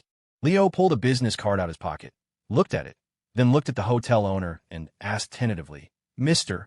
Ergene. The owner, Ergene Xian, was taken aback. His thick eyebrows shot up in surprise. You know me? The mystery was solved. The sign Leo had seen outside wasn't what he thought. 1 all in. Ergene in. It was, as expected, another Gilded Phoenix family enterprise. Knowing someone on the inside really did make things easier. When Ergene Xian heard that Leo and Claire had been sent by his relative, 6 gold, he became even more enthusiastic. Hey, why didn't you say so? Any friend of that kid 6 gold is a friend of mine, Urgine Xian. Is that brat still in the city? Tell him I said hi, and that he still owes me a bunch of those 7-star DVDs he borrowed last time. A bunch of perfectly normal movie DVDs. Urgine Xian corrected himself with a righteous air, discreetly hiding his men's magazine behind him. Leo and Claire couldn't help but laugh. They exchanged a look. Sure enough, the Gilded Phoenix family really did have a strong bloodline. They were all exactly the same. When Leo mentioned that there were 8 of them in total, Mr. Urgine slapped his chest and assured them it was no problem. Soon, the rest of their friends arrived. Mr. Urgine started handing out key cards and assigning rooms. You two, 1 room. You two, also 1. Oh, you're not at that stage yet. Never mind, 2 separate rooms for now. And you too. Mr. Urgine looked carefully at Dylan and Jade, then rummaged around behind the counter and handed them 2 separate key cards. You're at opposite ends of the hall. Leo watched in awe. As expected of the Gilded Phoenix family, this ability to read people and assign rooms has to be at least an S-rank bloodline skill. After the rooms were assigned, Mr. Urgine enthusiastically gave them a tour. Our inn is a well-known establishment in Spirit Springs town. We got the best location. Behind your rooms, you'll find a hot springs piped down from the mountain. There's several pools, private ones, separate ones for men and women, and a co-ed one. The guys' eyes lit up at the mention of this, and they were practically rubbing their hands together in anticipation, eager to go for a soak right away. The girls, on the other hand, were more intrigued by the skincare benefits of the hot springs that Mr. Urgine described. But it was already afternoon, and they hadn't eaten since their drive. They decided to find a place to eat first. Molly asked Mr. Urgine for recommendations for local restaurants. He enthusiastically listed a whole bunch. A local diner, a seafood shack, a place specializing in Spirit Springs cuisine, another specializing coastal dishes, and even a barbecue joint and a hot pot restaurant. After listing them all, he expertly produced a stack of business cards. Just pick any of them. Some of the places I just mentioned are mine. Tell them Mr. Urgine sent you, and you'll get a 50% discount. The group stared at the thick stack of business cards, each representing a different restaurant. Their eyes went wide. This was some. It was more like a ton. The feeling of being surrounded by Gilded Phoenix family businesses, just like back at the old Berkeley campus, came rushing back. Marco sidled up to Mr. Urgine with a sycophantic grin. Mr. Urgine, is your family looking to adopt? How about me? I make a great godson. During lunch, the group received a mass text from their advisor, Alex.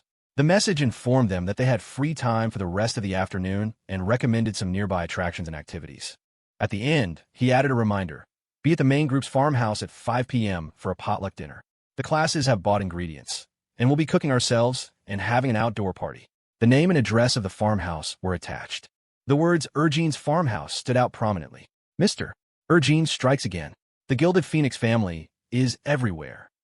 After lunch, the friends discussed what to do for the afternoon. The girls want to find a scenic spot for photos.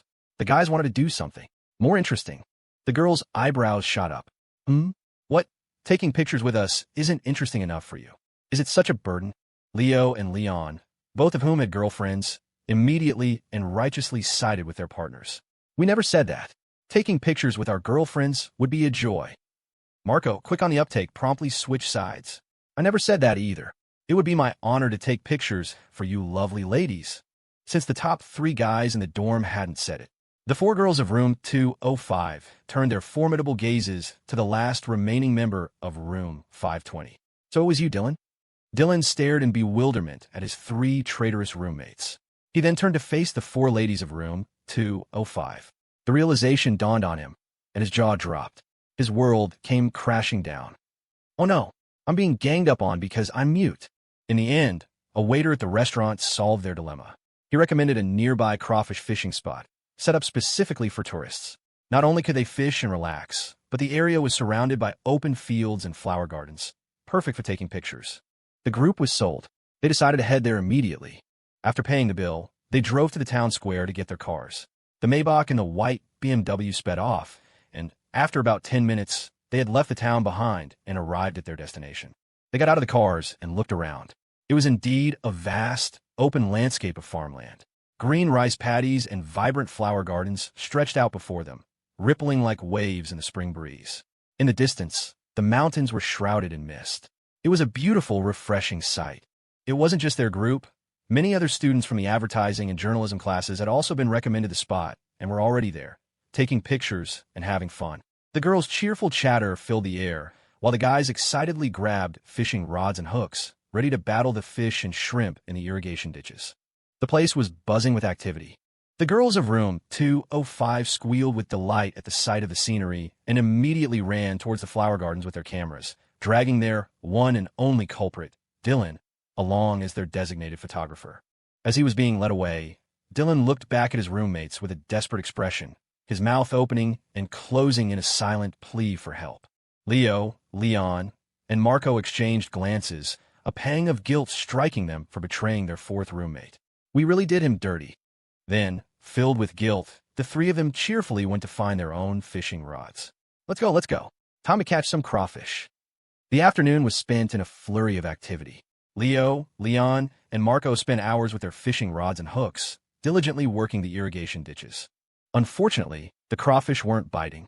The three of them together only managed to catch two. Leon, not ready to give up, pulled 2 homemade date cakes from his pocket, put them on his hook, and cast it into the dish. Do crawfish eat this? Marco, on the other hand, was more direct. He took off his shoes, rolled up his pants, and waded into the water. I refuse to believe that a top student from Berkeley can't even catch a single crawfish. Ouch. It bit my toe. Somebody help. The top student from Berkeley was shrieking as he was being attacked by a crawfish. Leo wasn't giving up either. He was trying to come up with a strategy when Claire called to him from a short distance away. Leo, come take a picture. He looked up. There, among the paddy fields in the spring sunlight, stood the slender figure of the young woman. She had taken off her pink baseball cap and was waving it at him with a grin. The gentle breeze rustled her clean ponytail, making it sway back and forth. Pure and radiant, her smile was enchanting. For a moment, his heart skipped a beat. He was lost in a daze until he heard his girlfriend call his name again. Leo? You idiot, what are you spacing out for? Get over here. Leo snapped back to reality and immediately dropped his fishing rod and hook, jogging over to her. Coming. Who care about crawfish? What could be more important than taking pictures with his girlfriend? Only single guys had the time to wrestle with crustaceans. It wasn't just Leo. Soon, Leon was summoned by Molly. He, too, tossed aside his fishing gear and eagerly went to his girlfriend's side. Meanwhile, in the irrigation ditch, Marco finally managed to free himself from the crawfish's claws. He held up his hard-won prize, excited to show it off to his roommates. I got one. Leon, look how awesome I am. He turned around. He saw Leo and the date cake guy happily taking couple photos with their girlfriends. Marco. A cool breeze swept through the fields, chilling the honorary resident of Gotham City to the bone. His heart felt cold and desolate. A wave of sorrow washed over him. What's the point of living? I'm done. More and more students started to arrive. When they saw the scenery, their eyes lit up and they exclaimed in excitement. It's so beautiful. Wow, this would be a great place for pictures. Whoa, you can fish for crawfish here. Let's go, guys. The guys excitedly grabbed fishing rods and hooks, ready for action. Then they saw Marco sitting on the edge of the paddy field, looking utterly dejected. Marco, what are you doing? Come on, let's catch some crawfish. Marco listlessly glanced at his classmates, too tired to even speak. He just pointed towards the flower garden. The guys looked over curiously. There, in a field of blooming flowers, a couple stood locked in an embrace. The tall, slender young man was handsome and carefree, his arm wrapped around the young woman's waist. The young woman tilted her head back to look at her boyfriend, a gentle smile on her radiant face. The guys. Suddenly, the fishing rods in their hands felt a lot less appealing. One by one, they hung their heads and started to walk away. We're leaving. This is lame. Fishing for crawfish is actually pretty boring. My mom is calling me home for dinner. Meanwhile, Leo and Claire finished taking their pictures. A satisfied Claire walked back to the paddy field with Leo.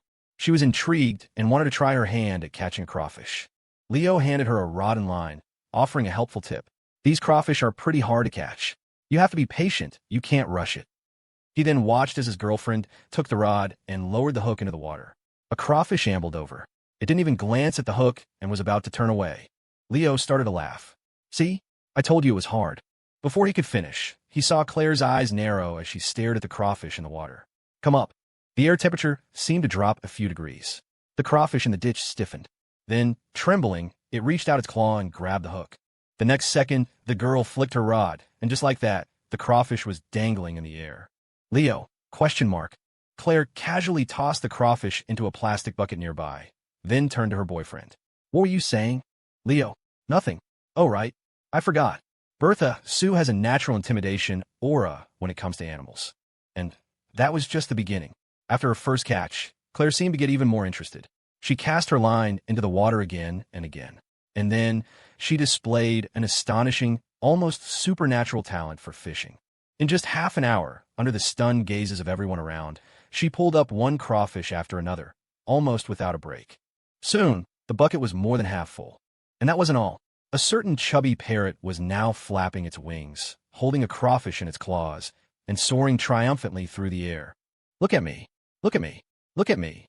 After showing off, it would obediently fly back and present its prize to its mistress. This scene left everyone completely dumbfounded. Holy crap. The legendary couple. Did they really raise a divine eagle? Is it that intelligent? The sun began to set, and the sky turned to dusk. It was almost time for the agreed-upon dinner.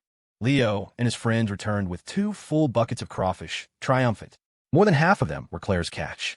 On the way back, the girl was still buzzing with excitement. Fishing for crawfish is really fun. We should come back again. The others had mixed feelings. Please don't. If you come back, you'll fish the entire species into extinction. Following the directions, they drove to Ergine's farmhouse. It was a large, circular courtyard surrounded by a 2-story earthen building with over a dozen rooms. The open-air courtyard in the middle was a spacious area with a well and several specially built wood-fired stoves, perfect for tourists to cook their own meals. By the time they arrived, all the students from the various classes had returned. Everyone had had a great time in the afternoon and was now excitedly sharing their experiences. The courtyard was a noisy, bustling scene. The advisors and the class officers had just returned from buying groceries, carrying large bags of food. They started calling out, looking for students who knew how to cook, and dividing everyone into vegetable washing, vegetable chopping, fire starting, and cooking groups. The guys from room 520's eyes lit up, and they immediately raised their hands, enthusiastically recommending, "Our Leo can do it. He's a top-tier chef. His cooking is amazing." Everyone in the courtyard turned to look, and their advisor, Alex, also looked at Leo with a smile. "Leo, you know how to cook? Great. We'll be counting on you tonight." Cooking for such a large group was hard work, but Leo didn't refuse. He smiled and nodded. A group of advertising students started cheering. "Leo is the man. We're in for a treat tonight." Then, one of the students glanced at Claire, who was standing next to Leo, and his eyes lit up. "Hey, does the campus queen know how to cook?" The question instantly piqued everyone's interest, and all eyes turned to Claire. Claire didn't hesitate. She nodded. A little. The student who had asked the question looked thrilled and was about to speak. "In that case, I have a suggestion." Before he could finish, the friend from rooms 205 and 520, their faces pale with horror, lunged at him. Wait a minute. You have no suggestions. You are not allowed to have any suggestions." It took a monumental effort from both dorms to finally talk Bertha Sue down. "Hey, let's not waste this on outsiders. Bertha, your cooking is reserved for the Queen of England. Why would we squander on these guys? You just rest. These people can make do with whatever Leo whips up." Seeing that Claire had temporarily abandoned the idea of showing off her culinary skills, Marco and the others breathed a collective sigh of relief. They had successfully averted a mass food poisoning incident. Each of them felt a halo materialize above their heads, having accumulated a massive amount of good karma. But then, some student from the other classes started to complain. "What's that supposed to mean? The campus queen was about to cook for us. We want to try her food too." "Marco, you guys are so selfish. Just because you've had her cooking, you won't let anyone else have a taste." The words nearly choked Marco, Quinn, and the others. They desperately wanted to grab these clueless fools by the collar and shake them senseless. "Us? Selfish. We just save your goddamn lives." Quinn turned to console her roommates and the guys from 520. Forget it, forget it. We do good deeds without expecting thanks. Let's not stoop to the level of idiots." They had no choice but to swallow their frustration.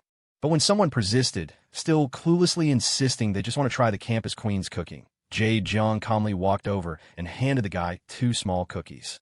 "Claire made these herself. Not everyone is this lucky. They're for you." The guy was ecstatic, accepting them like precious treasures and thanking Jade profusely. He eagerly popped the cookie into his mouth, his face a mask of pure bliss as he began to chew. Halfway through, the blissful expression froze on his face.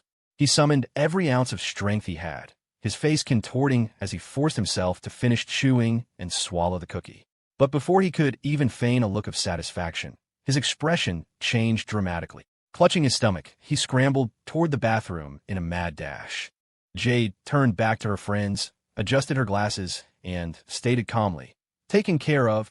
I doubt we'll be seeing him again tonight." Under the direction of Alex, Ms. Sullivan, and the other advisors, the students split into groups and enthusiastically got to work. Some cleaned up the courtyard, setting out tables and chairs in the open space. The vegetable washers headed to the well to draw water, while the cutters were already sharpening their knives on a whetstone with a series of sharp scrapes.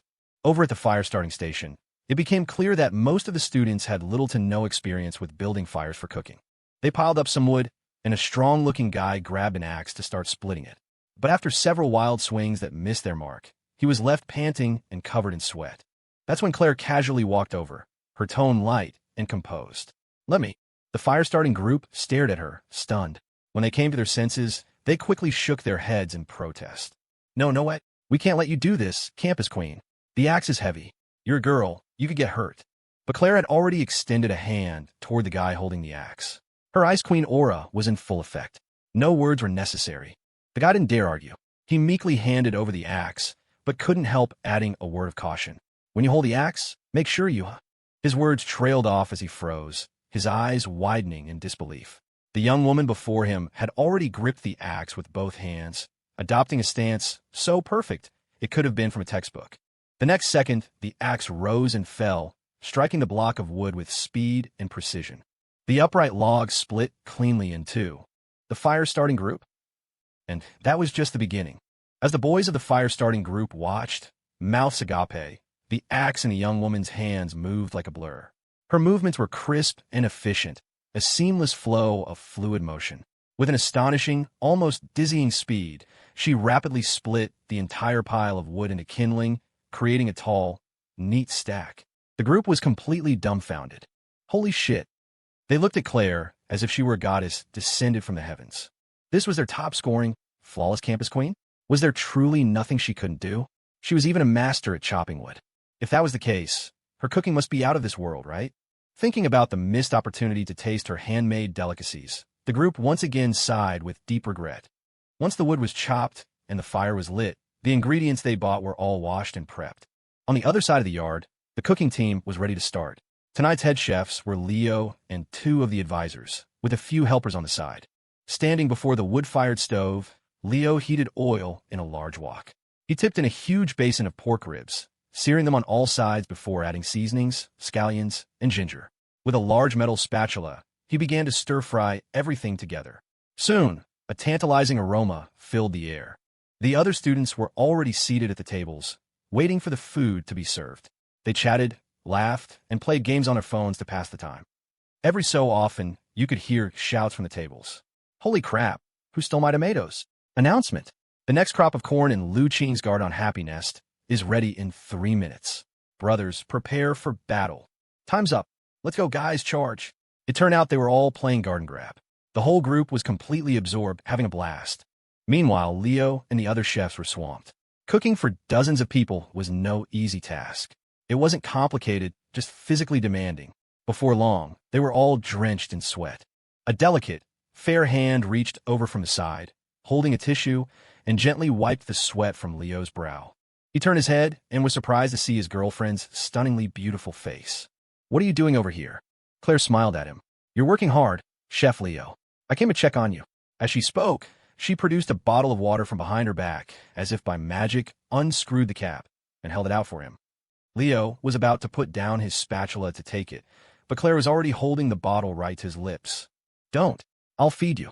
Just then, their advisor, Alex, walked over carrying a large bowl of chopped cabbage. He saw Claire and Leo standing together and overheard the first part of their conversation. He was about to tease them with a grin. "You two are so sweet. Claire, you even came all the way over here to check on him." The words had just left his mouth when he saw the young woman personally holding the water bottle to Leo's lips, her other hand carefully cupped under his chin to catch any spills. The gesture was intimate, yet completely natural. Alex, the long single advisor, suffered 100 points of critical damage. Steeling himself, Alex took a deep breath, ready to force a smile and speak again. But then he heard the young couple's conversation continue. Leo seemed a little embarrassed. "Hey, it's okay. I can drink it myself." But the young woman's voice was laced with a playful, teasing tone, the corners of her lips curling into a smile. "Shy? What's there to be shy about? Or, do you want to do it mouth to mouth?" "Alex." The advisor stiffly turned around, his eyes twitching violently, and walked away with a bowl of cabbage. "Check on him. My ass." It was mouth to mouth on him. The single slaughterhouse couple really lived up to their name. If a single person got within 10 feet of them, it was guaranteed injury or death. The sunset glow faded from the horizon, and darkness began to spread across the sky. But in the courtyard of Regine's farmhouse, the evening party was just getting started, the atmosphere growing louder and more boisterous. Strings of lights along the courtyard walls and under the eaves flickered on, casting a soft, warm yellow glow. The food wasn't ready yet, but a tempting aroma was already drifting through the air. The students were getting restless. Though they couldn't eat yet, some had already brought out snacks they bought earlier, placing them on the tables for everyone to share. One student had even heroically slammed several cases of beer onto a table, challenging people to a drinking contest before the meal had even begun. Who needs food? Only the weak need to line their stomachs first. True warriors chug on an empty stomach. Watch and learn. I'll show you how it's done.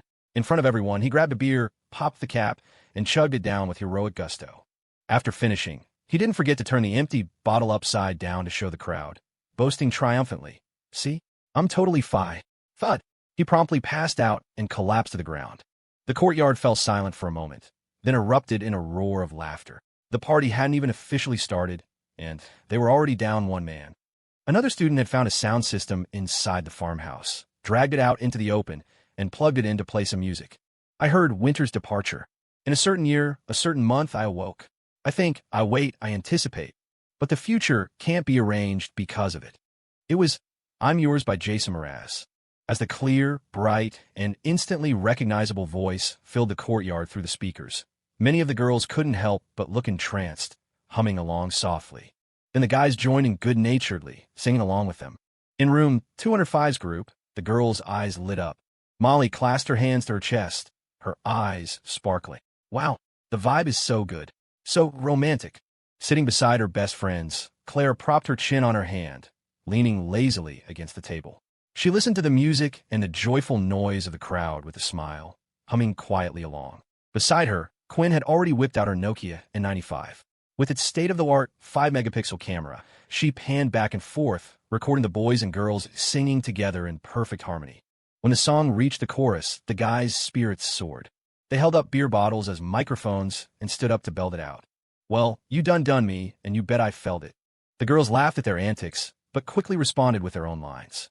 "I try to be chill, but you're so hot that I'm melted." Claire smiled, too, and continued to hum along. Her gaze drifted unintentionally to the figure of the young man by the wood-fired stove, and once it landed on him, she couldn't look away. Her thoughts, carried by the song, surged like a tide. What kind of dialogue would there be? What if I told you I felt guilty? "Claire Sterling, will you be my girlfriend?" It was so good. And how far in the future was he? So far. So far that she had to travel back through time, across a lifetime, to find him. Fortunately, she no longer had to search for the future. Her eyes reflected the easygoing, confident figure of the young man not far away. The girl's smile was faint, her gaze soft and warm.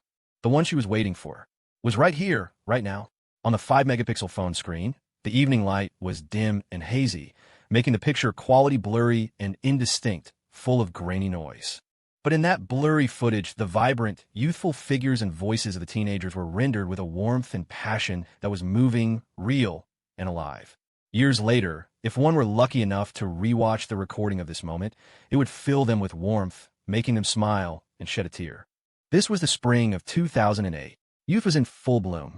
Everything was vibrant and perfect. Following the music from the speakers, the boys and girls in the courtyard joined together for the final lines in a powerful chorus. "So I won't hesitate no more, no more. It cannot wait. I'm yours." As the song ended, the crowd erupted in thunderous cheers. The atmosphere was electric, boiling with excitement. Having recorded the entire scene, Quinn, looking thrilled and satisfied, finally turned the camera on Claire, urging her on. "Claire, say something to the camera." Claire turned her head and looked off into the distance. There, by the wood-fired stove, the familiar, warm figure of the young man once again came into view. This time, as if sensing her gaze, the busy cook instinctively turned to look back at her. Their eyes met across the crowd and the lingering song, as if crossing a tumultuous sea of worldly existence to connect in midair. Claire raised her hand and gave her boyfriend a little wave. He smiled and waved back, then pointed to his ear and made a helpless gesture, signaling that it was too far to hear her. Claire laughed. She turned back to face Quinn's camera, her face breaking into a radiant, breathtaking smile. Leo Wallace, I love you. Quinn, staggering with the phone still in her hand. Quinn, the cinematographer, collapsed back into her seat next to her friends, clutching her chest as if she'd been mortally wounded. Molly jumped, concerned. Quinn, what's wrong? Are you okay? Quinn clutched her heart, her voice faint. Critical damage. I just got hit point blank by the Singles Slaughterhouse PDA. Time passed. The aroma of food from the stove grew stronger, wafting through the courtyard. The students grew more restless, swallowing hard. Every so often, someone would wander over to the stove to check on the progress. Is it ready yet, guys? I'm starving. Can I have a taste? Just one bite. They were shooed away by the advisors like flies. Go on, get out of here. It's almost ready, go back and wait. Leo was busy too, with several large dishes nearly ready to be served. He lifted a lid to check the color, scooped a spoonful with a ladle to taste for seasoning, and nodded in satisfaction. Footsteps approached from his side. He turned and saw that Claire had come over again. Leo was surprised and smiled. Hungry? Claire kept her hands behind her back and shook her head, her eyes fixed on Leo, a soft affection swirling within them. Not hungry. Just wanted to come see you. Leo chuckled. Didn't you just come by? I'm almost done here. As he spoke, he casually picked up a cumin-dusted rib from a nearby plate and held it to his girlfriend's lips. Here, have a bite to tide you over. Oh, I just washed my hands. They're not dirty. Before he could finish, the young woman had already opened her mouth without hesitation and bitten down on the rib. At the same time, she also enclosed his fingers in her mouth. A sudden moist, warm, and soft sensation shot through his fingertips. Leo froze, staring dumbly at his girlfriend. Claire met his gaze without flinching, her eyes clear and innocent, still holding the rib and his fingers in her mouth. Her tongue, as if by accident, gently licked and touched them. Leo snatched his hand back as if he'd been electrocuted. His heart nearly jumped to 360 beats per minute. He took a deep breath, forcing himself to remain calm and composed, pretending nothing had happened. So, how are the ribs? Claire chewed a few times, swallowed, and nodded happily. Delicious. Then, before he could react, a fragrant breeze brushed past his face as she suddenly leaned in closer. Rising on her tiptoes, she whispered in his ear, I also want to eat. You. Finally, the food was served. The students, who had been starving for what felt like ages, eagerly dug in. The first bite made their eyes light up. Holy crap. This is so good. They mumbled with their mouths full, devouring the food like a pack of hungry ghosts. Everyone showered praise on the advisors and Leo for their cooking skills, laying on the compliments thick. The only minor critique was that the final dish Leo made, the braised eggplant, was a little too salty. The crew from room 205 and 520 tried it and found it strange as well. Yeah, it's a bit on the salty side. Isn't this your specialty, Leo? What happened? An off day? Leo maintained a calm and steady expression. It's nothing. I just felt like trying something with a stronger flavor. The truth was, by the wood-fired stove earlier, after Ms. Bertha Sue had boldly bitten his finger and whispered those words in his ear, his mind had been so shaken he'd nearly lost all composure.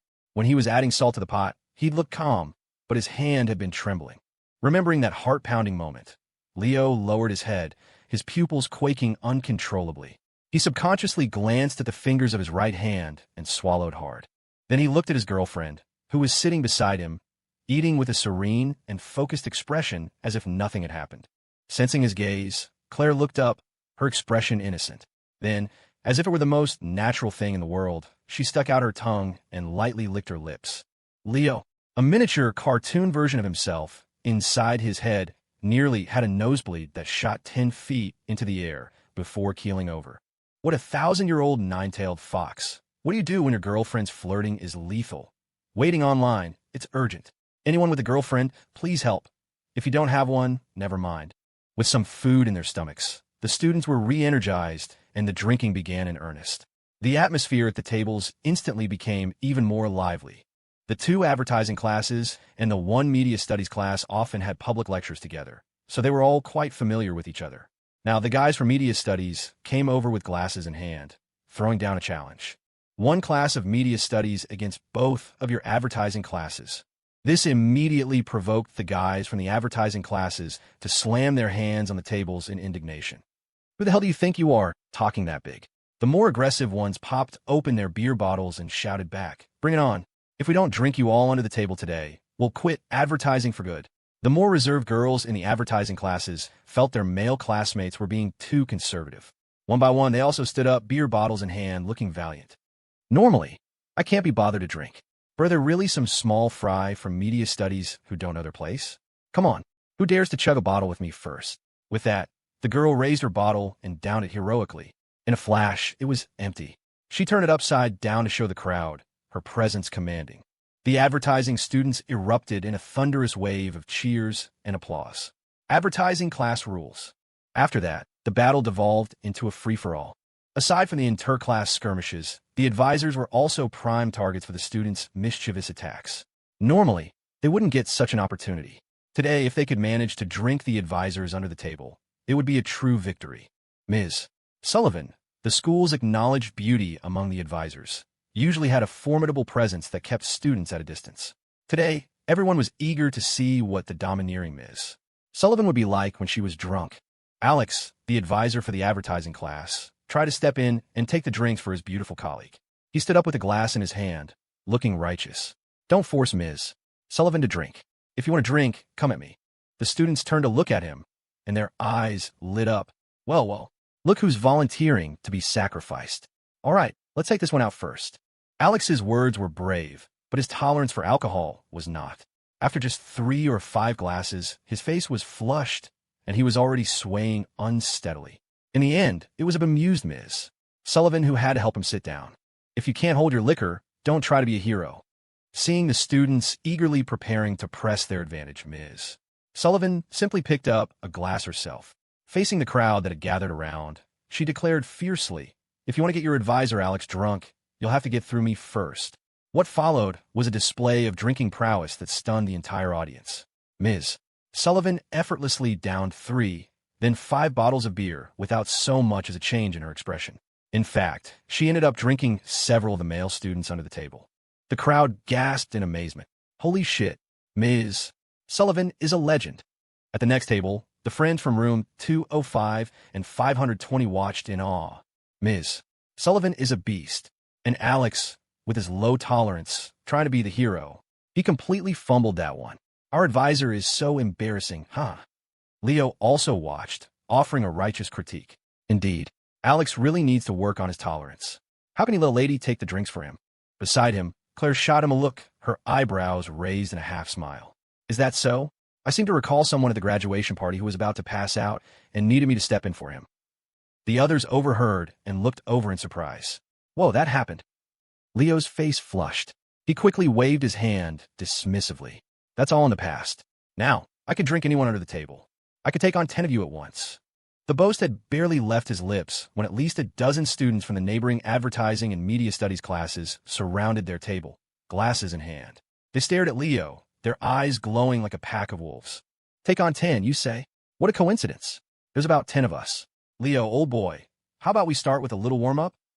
Leo had been careless.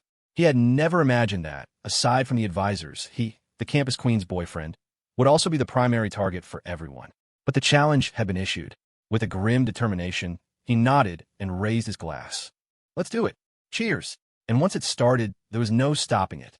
Seeing a battle break out, students from other tables lined up with their glasses to join in, each one specifically calling out Leo for a toast. On the surface, they were all saying gracious things like, "Thanks for cooking today, Leo." But their true intentions were malicious. Normally, we just chant "Screw Northwood High," but today we'll start by taking down its representative. Before long, Lily Lou also came over with a glass. But seeing Leo drowning in a sea of challengers, she couldn't help but chuckle. She turned to Claire beside her. How about we have one? The last time they had a drinking contest was, well, the last time, a game of pool at the Dynasty Lounge. And that one-on-one showdown at the barbecue stand by the school's east gate on a crisp autumn night. Now, the competition and animosity were gone. The outcome had long been decided. Claire smiled faintly and raised her glass, clinking it against Lily's. Cheers. She actually admired the it girl of the humanities department. She appreciated her straightforward and frank personality. Beneath her gentle exterior was a stubborn persistence that refused to admit defeat. After all, not many people would have the guts to try and steal my man. Even in defeat, she lost with honor. The two women drank, downing their glasses in one go before standing side by side. Looking at the poor soul being bombarded with toasts not far away, they both couldn't help but laugh. Lily tilted her head slightly toward Claire, her tone sincere and filled with emotion. I still remember what you said to me in that karaoke room. At the time, I just thought you were bluffing. 100 couples, 1,000 couples, 1,000,000 words of love. Who could really be willing to entrust their life and death to someone else? I never thought you'd actually teach me a lesson with your actions. Claire raised an eyebrow. You flatter me. Lily looked at Claire, hesitated for a moment, then asked again, at that moment, weren't you afraid? The question made Claire pause. A faint smile touched her lips. Of course I was afraid. As she spoke, she looked up at her boyfriend, still being besieged with toasts. Countless memories flashed through her mind, causing her to momentarily lose focus. But I was more afraid of losing him again. After 3 rounds of drinks, the atmosphere in the courtyard was reaching its peak. Someone turned the sound system back on and started singing karaoke. The others, re-energized, all rushed to volunteer whether they could sing or not, eager to grab the microphone and belt out a few lines. After all, it's a universal truth. The third best singer in the world is the original artist. The first and second best are yourself in the shower and yourself after a few drinks. After several students had taken their turns, they were still hungry for more. Someone started egging on the advisors, shouting for them to sing a couple of songs. The students from advertising class 1 saw their chance to set up their advisor, Alex. Marco bellowed with all his might, let's get Alex and Ms. Sullivan up there. The crowd erupted in cheers and whistles, and Alex and Ms. Sullivan were pushed onto the makeshift stage. The student managing the music selection astutely chose a male-female duet, Lucky by Jason Mraz and Colby Calais. The melody began to play softly. Ms. Sullivan started with the female part, her voice sweet and pleasant, earning a round of applause. In contrast, Alex stood nervously beside her, his voice tight and trembling when his part came. When it was time for the chorus, the students started chanting again. Hold hands! Hold hands! Alex, flustered and embarrassed, frantically waved at the students below, trying to get them to stop. Ms. Sullivan, slightly buzzed from the drinks, was much more composed. She turned to Alex and chided him. What's a grown man like you so shy about? I'm not scared. What are you afraid of?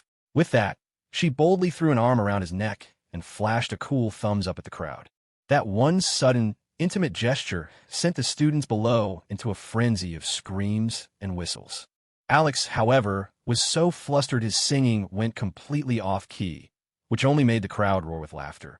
After the 2 advisors finished their song to thunderous applause, the students started clamoring again, this time for the famous Northwood High Singles Slaughterhouse CP to perform. The suggestion was met with near-unanimous approval. Singles Slaughterhouse CP, let's go. Sing One Headlight. At last year's Freshman Welcome Gala, Leo's second guitar performance, where Claire had walked through the crowd with a bouquet of flowers to join him on stage, had left a profound impression on nearly everyone in the humanities department. The chants grew louder, like a rising tide. Leo, Leo, campus queen, campus queen. Even a certain parrot, who had just had a few sips of beer, was now drunkenly worked up. It flapped its wings, flying around erratically in the air, squawking excitedly, its voice even louder than the cheering students. Woo! Do it! Woo! Do it! The enthusiasm was overwhelming. Leo, for his part, didn't refuse. He stood up gracefully. Already a bit drunk from the earlier rounds of toasts, he turned to his girlfriend, took her hand in front of everyone, and confidently walked to the center of the courtyard. Claire was slightly surprised by her boyfriend's bold, public gesture, but then she saw his flushed cheeks and couldn't help but smile. You silly boy. A little alcohol, and you get so brave. It's rare to see you this tipsy. It's actually kind of cute. They brought over a couple of small stools and sat in the middle of the open space. A student quickly fetched a guitar from the farmhouse and handed it to Leo. Sitting beside his girlfriend, Leo held the guitar and bowed his head slightly to tune it. The crowd quieted down, and the students on the sidelines held their breath, their faces full of anticipation. The next second, Leo took a deep breath and strummed the strings. Crash! He'd used too much force and, not paying attention, fumbled the guitar, sending it clattering to the ground. Everyone. Claire didn't know whether to laugh or be angry. She gave him a light slap. Are you going to be okay? Leo himself was embarrassed. My hand slipped. My hand slipped. Let's try that again. He shook his slightly dizzy head, picked up the guitar, and held it again. Taking another deep breath, he strummed the strings. The familiar intro to One Headlight flowed from the guitar, filling the night air. So I'm down to one headlight, but I'm seeing you just fine. He sang the first line, effortlessly pulling everyone into the song's cool, determined mood. Claire smiled, raised the microphone to her lips, and smoothly came in with the second line. I'm just trying to get you in to this home of mine. The same song, sung again 6 months later, but in a different setting with a different state of mind. Half a year had quietly passed. They had walked hand in hand through intoxicating autumn nights and stood before an old stone chapel as snow fell like silent meditation. They had faced heart-pounding danger side by side and shared a kiss under a sky full of brilliant New Year's fireworks at the stroke of midnight. This place is haunted, and I'm feeling stoned. The wallflowers are budding, and I'm seeing you at home. Come on, try a little. Nothing is forever. There's got to be something better than in the middle. The melody flowed and swirled, echoing in the small courtyard under the night sky. Sitting in the center, Leo and Claire sang to each other, their eyes meeting, filled with smiles and tenderness. Without even realizing it, they had already been through so much more together. Everyone on the sidelines was captivated by the tender, romantic mood of the song, unconsciously clapping along to the rhythm, humming with the tune. Sitting nearby, Lily Lou watched the scene, lost in thought. She saw the deep affection in their eyes as they sang to each other, and her heart was struck with a powerful emotion. She remembered the things she had said to Leo, the advice she had given him. But now, watching them sing, feeling that indescribable romantic tenderness, she suddenly felt that all those so-called realistic factors and objective differences no longer mattered. She had been worrying too much. A couple this perfect, how could even heaven itself bear to tear them apart? Beside Lily sat Preston Jew. He had only learned of Leo's identity tonight, and his relationship with the campus queen. Now, Preston watched Leo on stage, his face etched with jealousy. What's so special about this guy? He can sing a song and cook a meal, and that's enough to trick a woman like Claire Sterling? Pathetic. Lily turned her head and glanced at Preston. She wasn't angry, but her eyes held a hint of faint ridicule and pity as she said softly, "You don't get it." Moonlight, like liquid silver, poured down from the clouds, blanketing the small farmhouse courtyard. It coated the young couple sitting in the center with a soft glow, making them look hazy and dreamlike, so beautiful it was almost unreal. The song was nearing its end. "But me and you, we got this special thing going on," sang the girl, holding the microphone, looking up at the young man before her with a gentle smile. As she sang, just as she had 6 months ago on that stage, she changed the lyrics. "And now we're coming home." Leo strummed the guitar, met his girlfriend's soft gaze, and with perfect naturalness, sang the final line. With one headlight, the song ended. The courtyard was silent for a breath. Then, the students erupted in thunderous cheers and applause. In the midst of the explosive, celebratory atmosphere, swept up by a wave of drunkenness and emotion, a sudden impulse seized Leo. He took his girlfriend's hand and gave it a gentle pull, drawing her into his arms. Caught off guard, the girl let out a small cry of surprise as she was pulled forward. Leo was already leaning in, his lips meeting hers in a soft kiss. The entire crowd erupted once more. A storm of teasing whistles, screams, and cheers broke out. Even Claire's most die-hard fans were clapping and cheering with genuine sincerity, even as their hearts bled and tears streamed down their faces. "They're so good together, so perfect.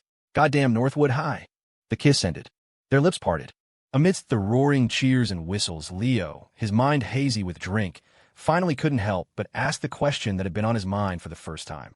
"What made you think of changing the lyrics?" Claire smiled. In front of the entire cheering crowd, she leaned forward and whispered 2 words into his ear. "It's a secret." Leo was drunk, completely drunk. After he and Claire sang their duet, they had pushed the party's atmosphere to an even greater height. The moment they returned to their table, they were immediately swarmed by more students eager to toast them. This time, not even Claire could escape. By the end of it, even Claire was feeling a little tipsy. As for Leo, he had passed out completely in his girlfriend's arms. When the party finally wound down and everyone dispersed, Claire had to support him back to their room at the Urgine Inn. As she helped him inside, she was a mix of exasperation amusement, and concern. I told you not to drink so much. Don't you know your own limits? By now, Leo had sobered up a little. He sat on the edge of the bed, trying to rally his spirits. I'm fine. I'm awake. What about the hot springs tonight? Go change into your swimsuit. I'll wait for you. Come on, Bertha Sue. Tonight we're going to do things only mature adults do. He was insistent. The girl didn't know whether to laugh or cry, but she still agreed and took her swimsuit into the bathroom. However, when Claire emerged, feeling a little shy but also bold as she walked out with the elegant, graceful steps of a cat, ready to give her little pervert a stunning visual shock, she walked to the bed, only to find that he had once again succumbed to the alcohol, spread-eagled on the bed and fast asleep. Claire couldn't help but laugh. She sat down on the bed beside her boyfriend. Leaning in closer, she looked at his flushed face and gently pinched his cheek. In his sleep, Leo swatted his hand randomly and mumbled, "Bertha Sue, don't run. Let's have some fun." His words made her laugh again, a mix of fondness and frustration. She gently tweaked his nose. "You pig. I'm letting you have fun. Why don't you get up?" Though she said those words, she found herself leaning even closer, studying the handsome, familiar face, the tenderness in her eyes practically overflowing. "You idiot. Such a rare opportunity. The meal is served right to your lips. You're the one who missed out." The next morning, Leo woke up in a state of shock. "What? You changed into your swimsuit?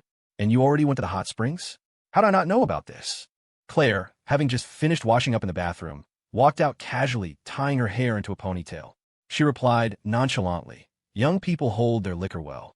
You came back to the room and passed out immediately. I couldn't even wake you up. What was I supposed to do?" Leo. His world was shattered. The sky had fallen. Marco, Dylan, and Leon felt like their sky had fallen too. The night before, all the guys from room 520 had gotten just as drunk as Leo. It was only at breakfast this morning that they heard the girls from room 205 had gone to the public hot springs together. The news shattered them. "Holy crap, we got drunk and missed out on a billion-dollar opportunity." Marco was practically beating his chest in anguish. He sidled up to Quinn and the others, rubbing his hands together like a fly, trying to negotiate. "Sisters, please give us a chance. How about we all go to the hot springs together this afternoon?" Leon and Dylan nodded vigorously in agreement, each trying to outdo the other in their fawning. Leo watched them, shaking his head. So pathetic. Then he turned to his girlfriend with a righteous expression. "I'm not like those three. I'm not in a hurry. We can go this afternoon or tonight. That works too." In the end, the hot springs plan had to be postponed. According to the school's itinerary, they were scheduled to visit the local Hope Elementary School this morning for a community service event. There were over 80 students from 3 classes on this trip. After some discussion, the advisors decided that not everyone needed to participate. They had announced it the night before, making it a voluntary activity. Ultimately, all 8 students from room 205 and 520 signed up, along with a dozen or so others. They were scheduled to leave shortly. Just before heading out, Marco sidled over secretively to his 3 roommates and shared some intel. "It's cool. The Hope Elementary School is on Spirit Springs Mountain. I did my homework. There are a ton of natural hot springs in the mountains. We'll have plenty of opportunities." His words made the other 3's eyes light up, their hopes rekindled. Leon, munching on a date cake, added offhandedly, "I heard there's some kind of temple on that mountain too, called the Sanctuary of Awakening or something." Marco shot his roommate a look of disdain. "Why are you always thinking about useless stuff? What's so interesting about a temple? Is it better than a hot spring?" Nearby, Claire overheard their conversation. When she heard Leon say Sanctuary of Awakening, she couldn't help but pause again. An inexplicable, mysterious feeling arose within her. But when she tried to grasp it, the feeling slipped away. Leo noticed her slight change in demeanor. "What are you thinking about?" Claire snapped back to the present and smiled at him. "Nothing. Let's go." Spirit Springs Town, Spirit Springs Mountain. They sounded like they were in the same place, but in reality, they were a considerable distance apart. Some of the students left on a large bus, while the group from room 205 and 520 took the BMW and the Maybach. In the back of the Maybach, Marco studied a map, completely baffled. "This doesn't make sense. The map shows it's a short drive from town to the base of the mountain, 30 minutes at most. Why did Alex say it would take at least an hour and a half?" The answer came soon enough. Not long after leaving Spirit Springs Town, the paved cement road turned into a dirt road. Then the dirt road narrowed into a small, pothole-ridden path that twisted and turned. They were forced to slow down.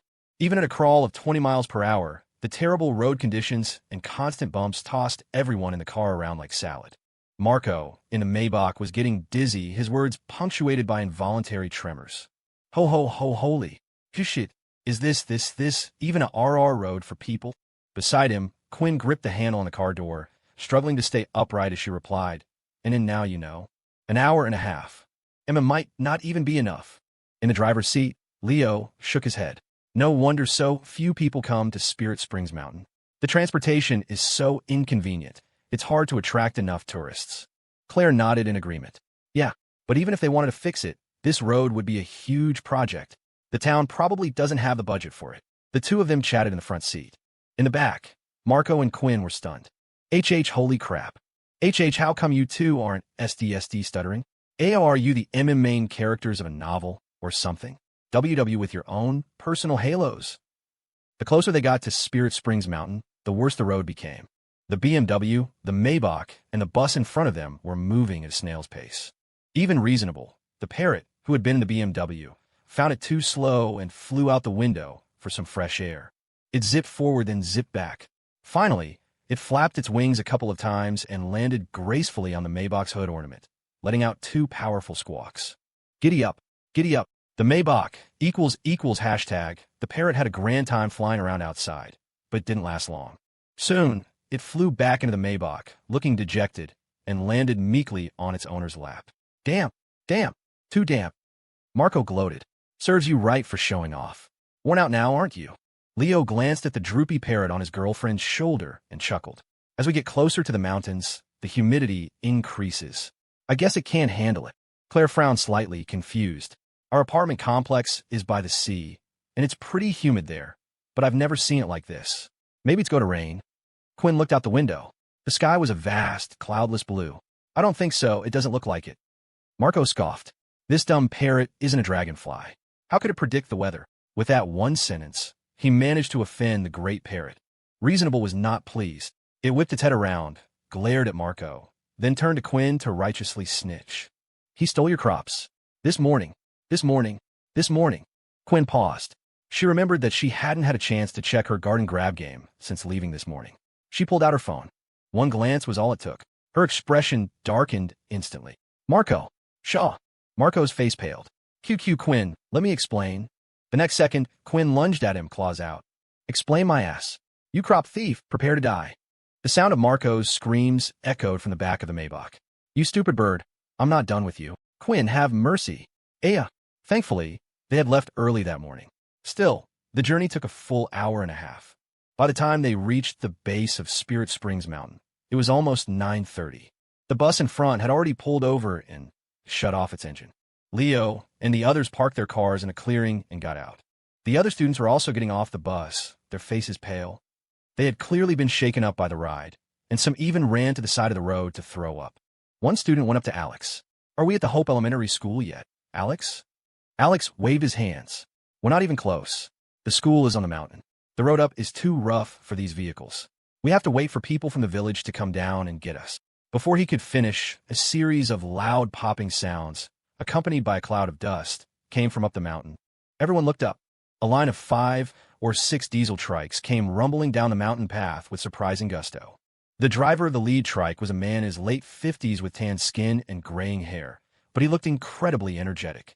He hopped off the trike and strode over, grabbing Alex's hand with his own large, rough hands and shaking it vigorously. You must be advisor Alex, right? I'm Zhao Jiafeng, the chief of Pending Village. I came especially to pick you and the college students up. It must have been a long journey for you all.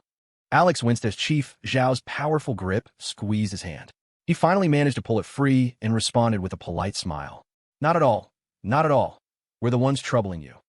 Chief Zhao's eyes widened, and he waved his hand dismissively. Trouble my ass. You're college students. Just like our teacher's son, you're intellectuals, cultured people.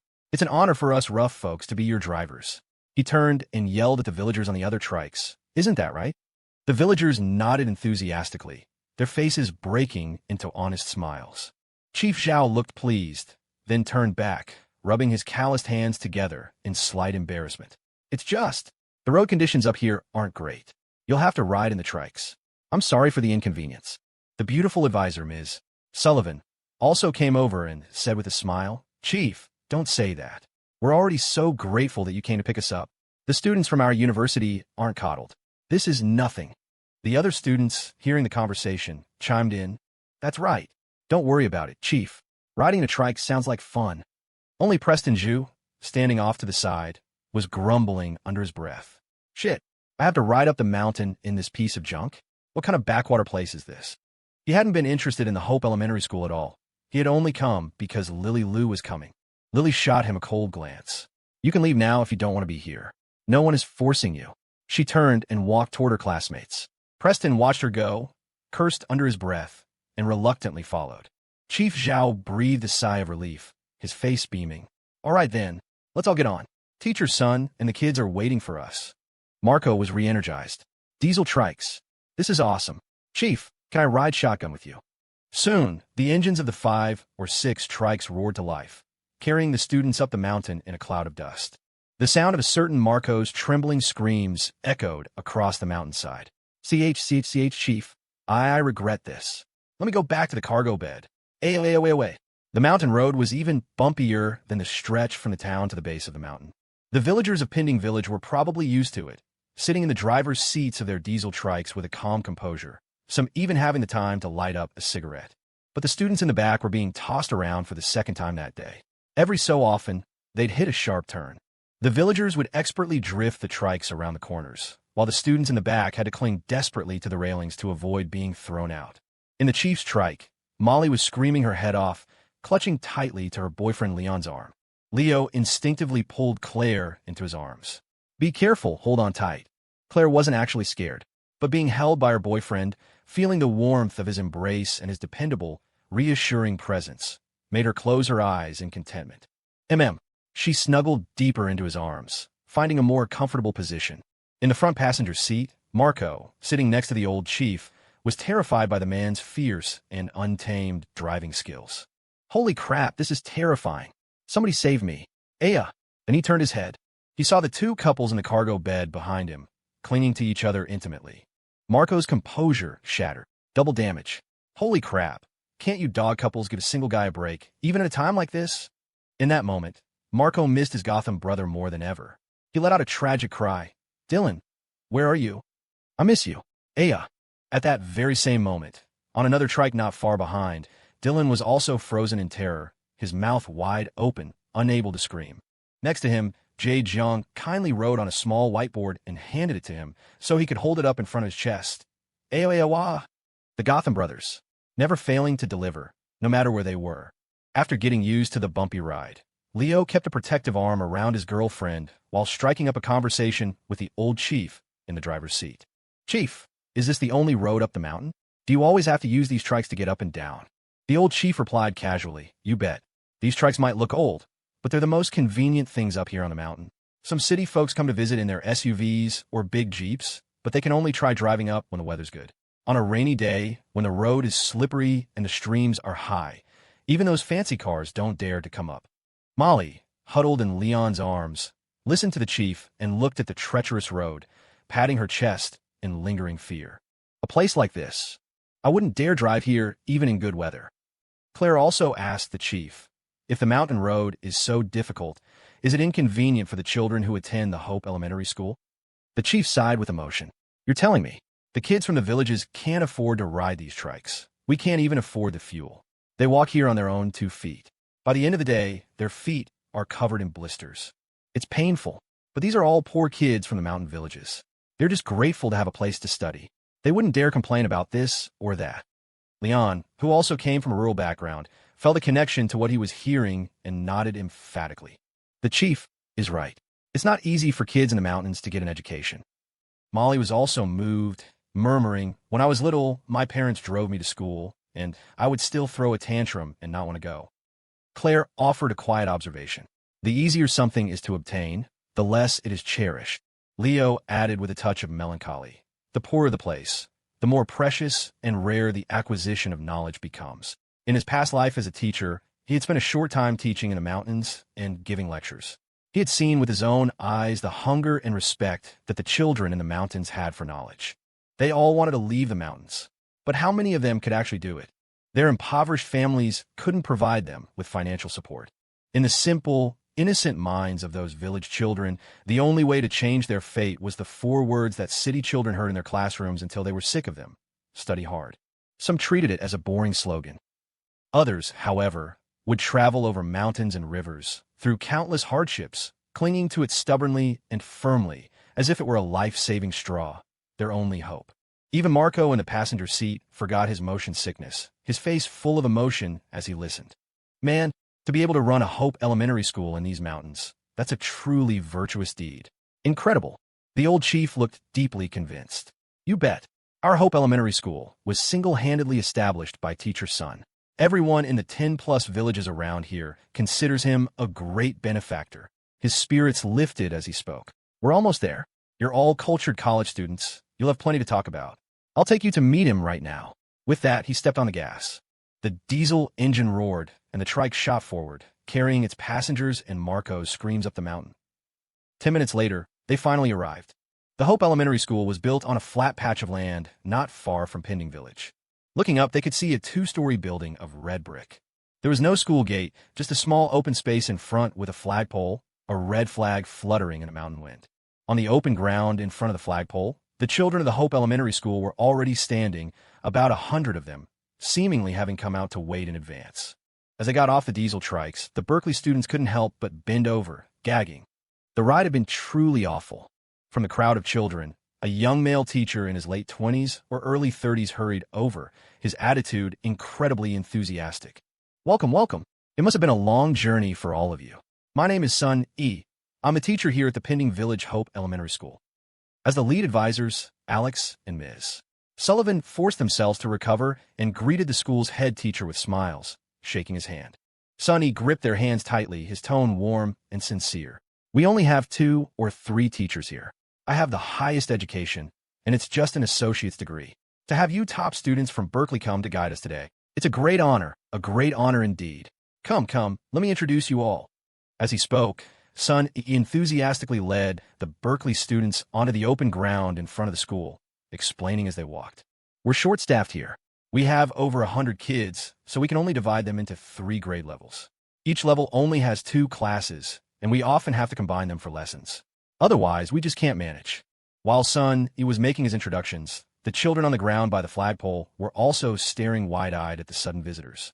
Their gazes were a little timid and filled with awe and curiosity. As the children of the Hope Elementary School timidly and surreptitiously sized up the visiting Berkeley students, the Berkeley students were also curiously observing them. The school in the mountains didn't have a uniform. It seemed that in honor of the visitors, the children had all worn their best and prettiest clothes. Even so, their outfits were visibly worn, though washed so many times they had faded to white, a clear effort to look clean and tidy. Among the group were children who looked no older than 3 or 4, tiny figures with runny noses, clutching tightly to the hands of older children, too nervous to let go. Advisor Alex noticed this and quietly asked the teacher, Sun E, about it. Son, he explained with a helpless smile, most of the children's parents have gone out to work in the cities. They're all left-behind children. When an older brother comes to school, he often brings his younger siblings along because there's no one at home to look after them. As they spoke, an older boy bent down and whispered something comforting to his little brother, then pulled a slightly grimy piece of candy from his pocket and, with some reluctance, handed it over. The little brother eagerly popped the candy into his mouth, his face immediately breaking into a wide, happy grin. The sight of this simple, tender moment melted the hearts of the female Berkeley students. They felt a pang of both affection and pity. So cute. The older brother is so responsible. The male students fumbled in their pockets, trying to find some snacks of their own, but came up empty-handed. Damn it, I bought some in town. Why did I forget to bring them today? Is it too late to go back and get them? At a time like this, the date cake guy stepped up. Leon reached into his pocket and, with a casual flourish, opened his large hand to reveal a pile of small date cakes. He walked straight over to the children and started sharing them without a second thought. Here, try these. They're sweet and delicious. The sudden approach of the big man startled the children. They instinctively took a few steps back, looking to their teacher for help. Sonny smiled and waved his hand. The big brother brought you gifts. It's okay to take them. Just say thank you. Hearing their teacher's permission, the children's faces lit up with excitement. They eagerly accepted the date cakes and then, one by one, politely said, "Thank you, big brother." They carefully tore open the plastic wrappers and tentatively popped the cakes into their mouths. Instantly, their eyes widened, and cries of surprise and delight rippled through the group. "It's delicious. It's as sweet as candy." When they looked at Leon again, their faces were filled with gratitude and adoration for the magical big brother who had produced a pile of tasty treats. "Thank you, big brother." This time, their voices were more synchronized and much more heartfelt. Leon was so happy he couldn't stop grinning. This was the date cake guy's finest hour. The other Berkeley students looked on with envy. Marco, also envious, subconsciously checked his pockets again and found a small bag of cookies. He looked at it. Handmade by Ms. Bertha Sue. Marco, with a heavy heart, he shoved the cookies back into his pocket. He looked up and saw a child staring at him with hopeful eyes. Marco's expression was complicated as he explained, "You really can't eat this. Something bad will happen." After briefly introducing the school situation to the two advisors and the Berkeley students, Son E announced that there were no special activities planned for the morning. He suggested that the students could freely interact with the children to get to know each other. Alex and Ms. Sullivan had no objections and readily agreed. Son E turned to his students and announced with a smile, "These are the big brothers and sisters who have come to visit you today. They are all outstanding university students from the big city. They're even smarter than your teacher's son. For the rest of the morning, you can find a big brother or sister you like and play with them, show them around the school, or if you have any questions about your studies, you can ask them for help." The children were already curious about the newcomers. Moreover, they trusted and obeyed teacher Son implicitly. At his command, the children immediately broke formation and eagerly surrounded the Berkeley students. Leon, who had just handed out a pile of date cakes, was naturally the most popular. A dozen children immediately gathered around him. The beautiful girls like Quinn, Molly, and Lily Lou also attracted a lot of attention, especially from the little girls who chattered around the pretty older sisters, eagerly introducing themselves. Marco, who prided himself on his rapport with children, saw them coming and opened his arms with a flourish. "Come on, kids. I'll play with you." But one by one, the children walked right past him, and not a single one stayed. Marco was stunned. "What the hell? Am I really this unpopular?" Feeling a little hurt, he turned to find his Gotham brother, Dylan, for some mutual consolation. But when he looked over, he was shocked to see that even Dylan was surrounded by a circle of children. The ever-nervous Dylan was still at a loss for words, making random hand gestures. But this only seemed to impress the group of boys even more. They looked at him with admiration. "Big brother, are you a legendary ninja? I want to join the Hidden Leaf Village too." Over with Leo and Claire, even more children had gathered. One by one, they stared longingly at the parrot perched on Claire's shoulder. It was obvious they all wanted to pet the beautiful bird, but they had never seen a sister as beautiful as a fairy before. Intimidated by Claire's cool, stunning aura, they were too shy to approach. Being surrounded and stared at by so many children made Claire a little nervous, too. She wanted to connect with them, but in both her lives, as the Ice Queen campus beauty and the powerful CEO, she had lacked experience with children. The only reason little Mia had warmed up to her on the train was because she had saved her life. So now, Claire was at a loss. She couldn't help but turn to Leo beside her, tugging on his hand and whispering for help. "Help me." Seeing his girlfriend in such a rare state of predicament made Leo smile. He squeezed her hand reassuringly, then turned to the children and waved with a friendly grin. "That's a parrot.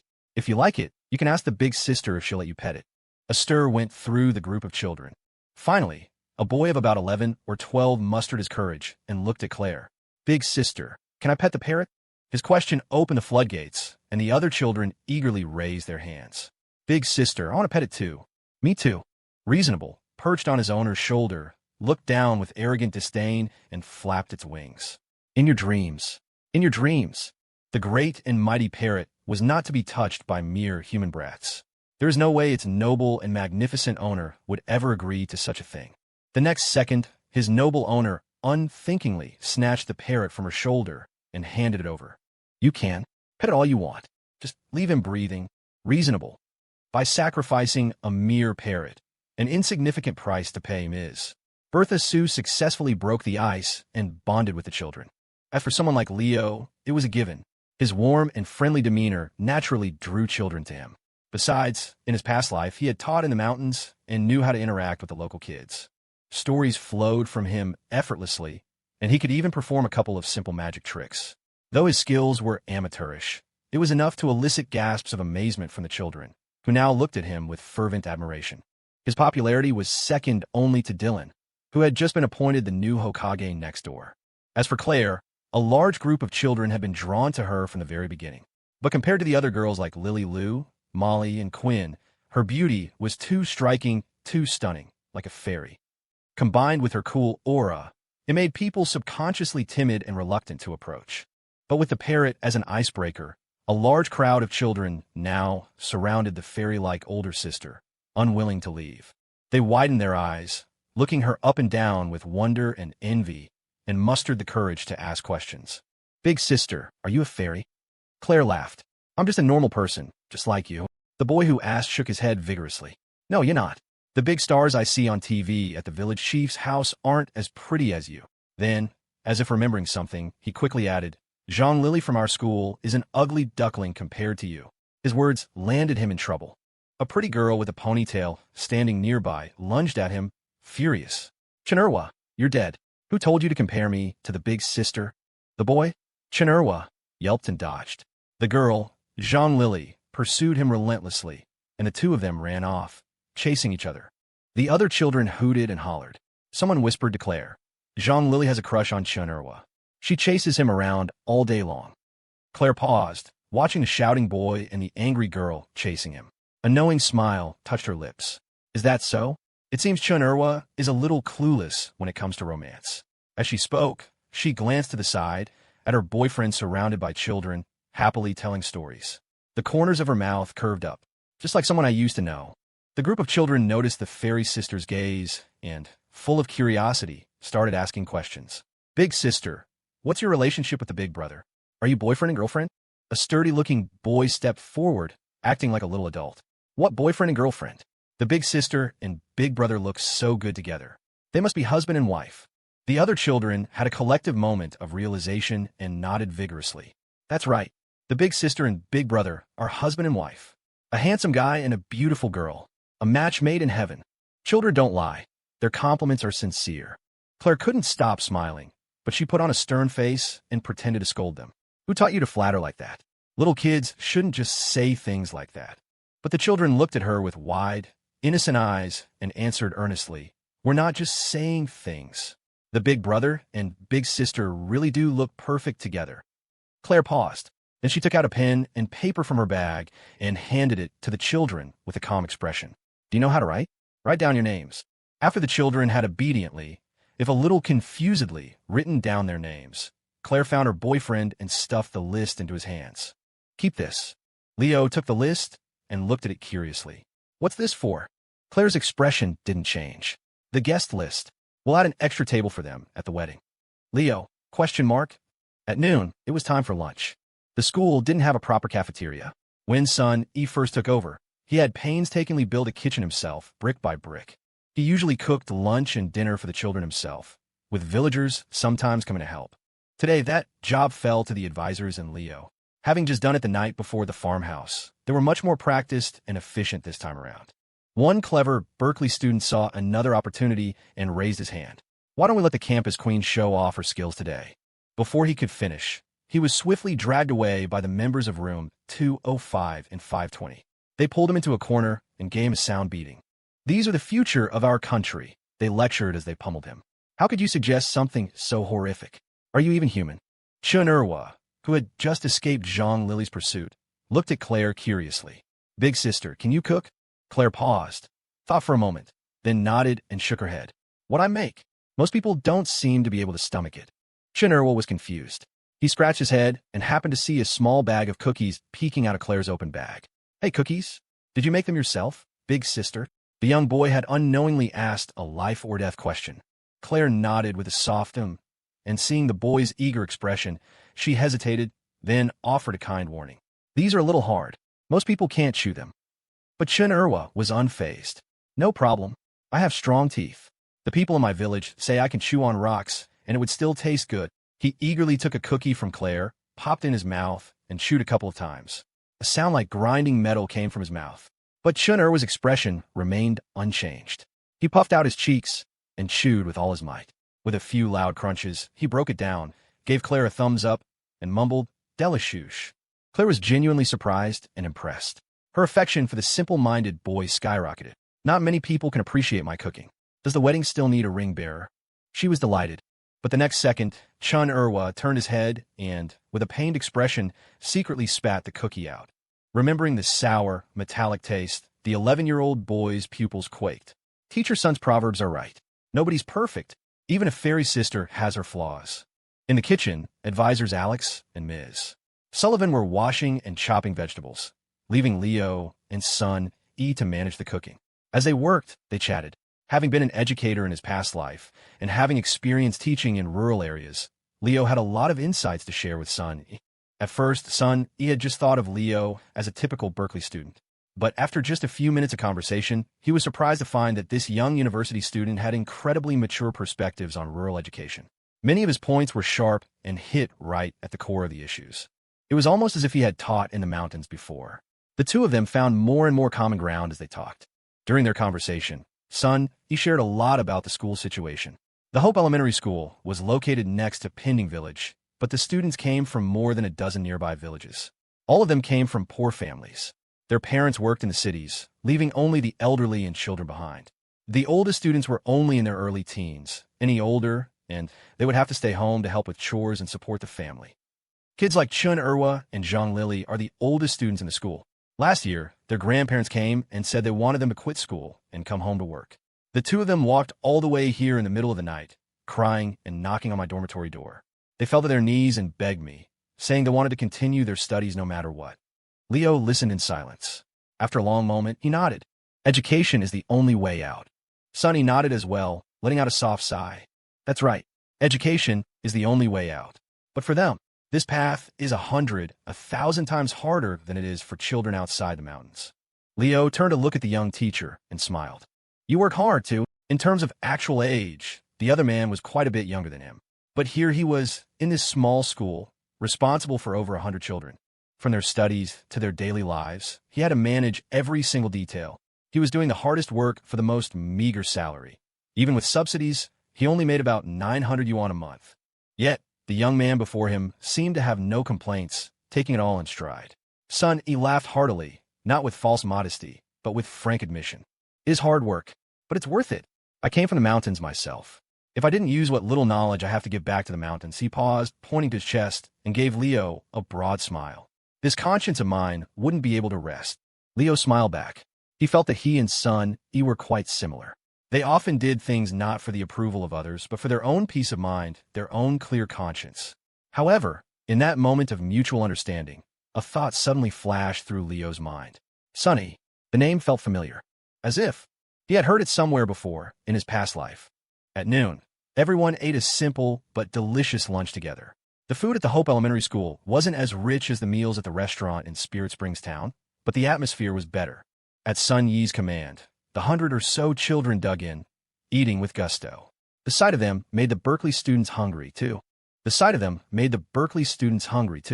When you see others enjoying their food, your own appetite improves. Marco downed 3 bowls of rice and, still not satisfied, held up his empty bowl and declared, "More." Quinn kicked his stool from his side. "Stop eating. The other kids haven't gotten seconds yet."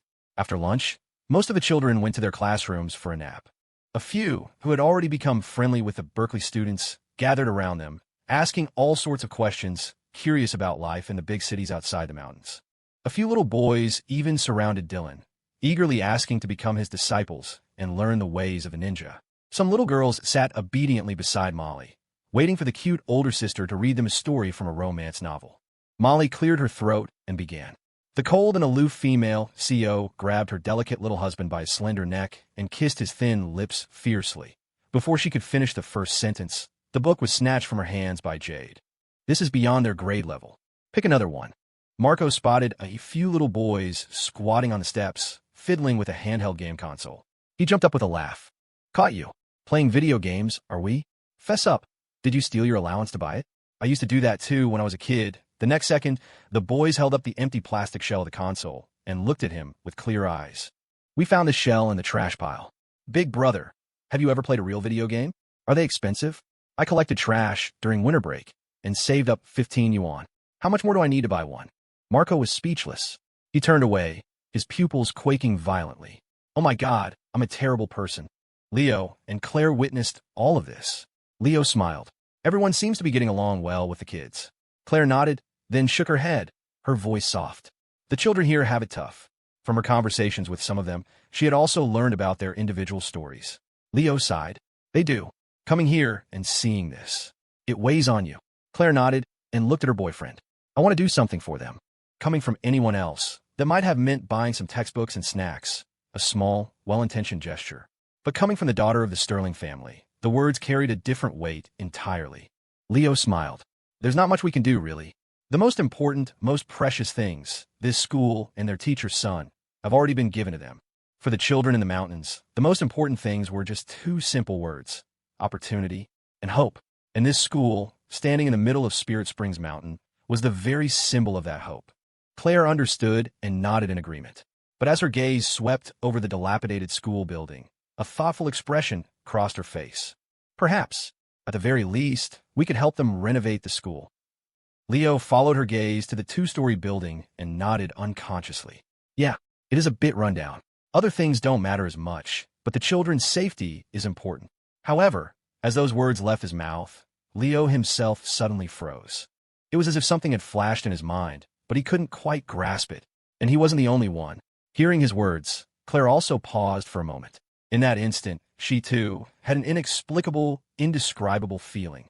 They instinctively looked at each other. What are you thinking? Claire asked. Leo hesitated, then shook his head. I can't put my finger on it. What about you? Claire frowned slightly, as if trying to remember. Then she also shook her head. Me too. I feel like I thought of something, but I can't remember what it was. Everyone, at some point, experiences a sense of déjà vu when faced with an unfamiliar situation or scene. It's the feeling that you've seen it all, experienced it all before, at some other time, in some other place. For a moment, Leo and Claire each tried to chase that fleeting feeling, to pin down the source of the uncanny familiarity, but came up with nothing. They let it go, pushing the strange sensation to the back of their minds. It was still early. While the others were taking a lunch break, the young couple held hands and wandered through the small school grounds. They walked side by side up the stairs to the second floor and stepped into a classroom. The room was simple, almost dilapidated. The walls were a faint yellow. The blackboard was streaked with the white ghosts of old chalk marks. The desks and chairs were worn, and the ceiling fan looked like it might wobble free at any moment. Above the bulletin board at the back of the room, a red banner proclaimed in faded letters, "Study hard and improve every day." Time seemed to have frozen here, sometime back in the 80s. Yet, the place held a strange power, a quiet magic that inexplicably settled the soul. Leo instinctively walked to the back left corner of the room, to the seat by the window. He pulled out the chair and sat down. He settled in for a moment, then smiled. This feels a lot like high school. I usually sat right here, he said. Perfect spot for slacking off and taking a nap. Claire crossed her arms, a playful look on her face as she tilted her head. You'd sleep even if you had a teacher as beautiful as me. Leo froze, then caught on, a grin spreading across his face. Oh, I see. So they were playing roles now, were they? He immediately played along, standing up with a serious, straight face. Teacher, you may be beautiful, but your class is incredibly boring. You can't blame me for falling asleep. Professor Bertha Sue glided elegantly toward the slacker student, Leo Hammer. She leaned in close, a half-smile playing on her lips. Oh, she purred. So, you're saying you've already mastered the material, Mr. Wallace? Leo didn't blush in the slightest as he launched into his boast. Of course, I'm a natural genius.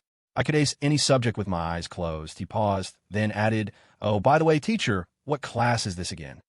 A sly smile touched Professor Sue's lips. She leaned in even closer, her stunning face just inches from his, and whispered, Physiology. Leo's eyes widened. He recoiled. Holy shit, is this a scene that can even get past the censors? Isn't this a little too much? But as he leaned back, the girl's hand shot out, grabbing the collar of his shirt. With a tug, she pulled Leo Hammer right back, their faces once again a breath apart. Her smile was pure mischief. What's wrong, Mr. Wallace? Is this a subject you're not familiar with? Leo recovered, seeing the look of triumphant glee on his girlfriend's face. He raised an eyebrow. You're right, I'm not. How about you help me with some tutoring, Professor Sue? This time, it was Claire's turn to be stunned. A faint blush crept up her cheeks, and she tried to pull back. No tutoring for you. You're too dumb. It would be a waste of my time. But before she could retreat, he grabbed her hand and pulled her back, reversing their positions. Looking down at his girlfriend, Leo's lips curved into a matching smile. Giving up so easily? That's not a very professional attitude for a teacher, is it? They were face to face again, so close he could feel the warmth of her breath. The atmosphere in the old classroom shifted, growing thick and charged. The air itself seemed to warm. The girl's eyes softened, turning liquid and warm. She tilted her head up slightly. Leo smiled, understanding completely, and leaned down to kiss her. The classroom door creaked open. The couple froze. They turned their heads in perfect sync. Standing in the back doorway were Chun Erwa, Zhang Lily, and a few other 7- and 8-year-old kids, their mouths hanging open as they stared. The air solidified into a delicate, awkward silence. A little boy spoke up timidly. "Big brother, big sister, what you guys doing?" Leo's mind raced. Without missing a beat, he said, "We're in class." Then he added with righteous conviction, "Your big sister is teaching your big brother a lesson." The younger kids looked confused. Chun Erwa and Zhang Lily, a bit older, eyed the couple's intimate, face-to-face posture with skepticism. A lesson? Like this? Leo's mind continued to spin, but before he could come up with another excuse, his girlfriend beat him to it. Big brother wasn't paying attention in class, so big sister is disciplining him. Leo nodded furiously. Right. That's exactly it. Before he could finish, before he even knew what was happening, the girl's slender hands grabbed his arm. In a single, fluid motion that was almost second nature to her, she spun, dropped her shoulder, and sent him flying. The world tilted, and the next thing he knew, he'd been flipped over her shoulder and landed squarely on his ass on the dusty floor. Leo, ? Having executed a flawless shoulder throw, Claire dusted off her hands and looked nonchalantly at the stunned children in the doorway. "This is what happens when you don't pay attention in class," she announced. "Got it." Still dizzy from the fall, Leo staggered to his feet, nodding at the children with a straight face. "That's right. So you should all learn from my mistake. Study hard, pay attention, and don't be a bad example like your big brother." Hearing Leo's words and remembering the fairy-like big sister's ridiculously powerful throw, the children shivered in unison and nodded obediently. "We'll be good," they chorused. "We'll definitely study hard." That afternoon, Sun E was scheduled to teach the older students. The younger children had physical activities. Molly Tang volunteered, happily leading them out to the dirt playground for a game of duck, goose. That left the middle grade class, which was supposed to have literature. The 2 other teachers from the school had taken a day off to go down the mountain. The Berkeley students looked at each other, none of them having any real teaching experience. Leo thought for a moment, then stepped forward. "I'll do it." The Berkeley students erupted in cheers. "Leo, you're the man. Time to see the master at work." Only Preston Zhu. Oh, right, Preston Zhu, standing next to Lily Liu, sneered at Leo, who was basking in the praise. "What a show-off," he muttered. "Teaching a class? What the hell does he know about teaching?" But when the class started, Leo stood at the podium, textbook in hand, and effortlessly brought the lesson to life. He plucked out key points, told engaging stories, and explained concepts in a way that made the children's eyes light up with understanding. When he asked questions, hands shot into the air, students eagerly competing to answer. The classroom buzzed with energy. The Berkeley students, sitting in the back to observe, were floored. "Holy shit, Leo's actually amazing at this." Lily Liu's eyes shone with admiration and a hint of envy. But the envy was directed at the girl sitting beside her. Claire was looking up at the front of the room, her gaze fixed on her boyfriend. He stood there, a gentle smile on his face, speaking with a calm, easy confidence. Sunlight streamed through the window, catching him in its glow, outlining his figure in a soft halo of light. He looked so poised, so warm and effortlessly charming. A wave of warmth and happiness washed over Claire, swelling with a pride so immense she wanted to shout it to the world. "See that? That's my boyfriend. Mine." Next chapter, Dusk Falls on the Sanctuary, a dream to rattle the soul. A title like that usually means something big is about to happen. After the class ended, Leo walked down from the podium and instinctively reached for a thermos that wasn't there. He caught himself and couldn't help but laugh. It was a habit from his past life as a teacher, a thermos of hot tea, taking a sip after lecturing for a while, maybe spitting out a stray tea leaf. The classic old-timer teacher move. It was practically coded into his DNA. Teaching this literature class today had, for a moment, made him feel like he was back in his old life, working at that tutoring center. Just then, the children swarmed around him, chattering excitedly. "Big brother Leo, you're such a good teacher." We were totally captivated. One of them held up a book. "Big brother Leo, what does the butterfly dream mean?" explaining that philosophical concept was tricky and certainly not something kids this age needed to get bogged down in. Leo glanced at the story in the book and gave a casual answer. It's about a guy named Zhuangzi who dreamed he was a butterfly. Then he wondered if maybe he was a butterfly dreaming it was him. He paused. Basically, the dude was just really out of it from napping too much. The moral of the story is that you should all study hard in class and not slack off like Zhuangzi. The children's faces lit up with understanding. They looked at Leo with pure adoration. Big brother Leo, you're so smart. You're even more cultured than Mr. Sun, who had just finished his class with the older students and walked over, heard that last line, and almost choked with laughter. Oh, really? So you little brats have already moved on, have you? He joked. Come here and get it. The kids shrieked, "Aw, Mr. Sun's here, run," and scattered with gleeful laughter. The other Berkeley students now gathered around, giving Leo a thumbs up. You're a natural, Leo. You look like a total pro up there. The rural education program needs a talent like you. Why don't you just stay here, Leo? We can take care of Claire for you. Before the guy could finish, he was dragged away by Leo's roommates from room 520 for a thorough beatdown. You got some nerve, buddy. We could hear you plotting from a mile away. You think a mere mortal like you can lay a hand on the mighty Bertha? You're asking for it. Just then, Claire walked up to Leo, her hands behind her back, a playful smile on her face. Not bad, Professor Wallace. Leo waved a hand dismissively, the picture of humility. Oh, it was nothing. Professor Sue's academic level is also quite high. The girl tilted her head. Oh, still interested in that physiology class? Leo nodded with righteous conviction. Of course. I feel my knowledge of human anatomy is severely lacking. I require Professor Sue's guidance. She raised an eyebrow, her smile teasing. Guidance? Or more? Hands-on approach. Leo's spirits soared. A hands-on approach would be even better. Then he paused, a flicker of suspicion crossing his face. Wait a minute. This hands-on approach doesn't involve another shoulder throw, does it?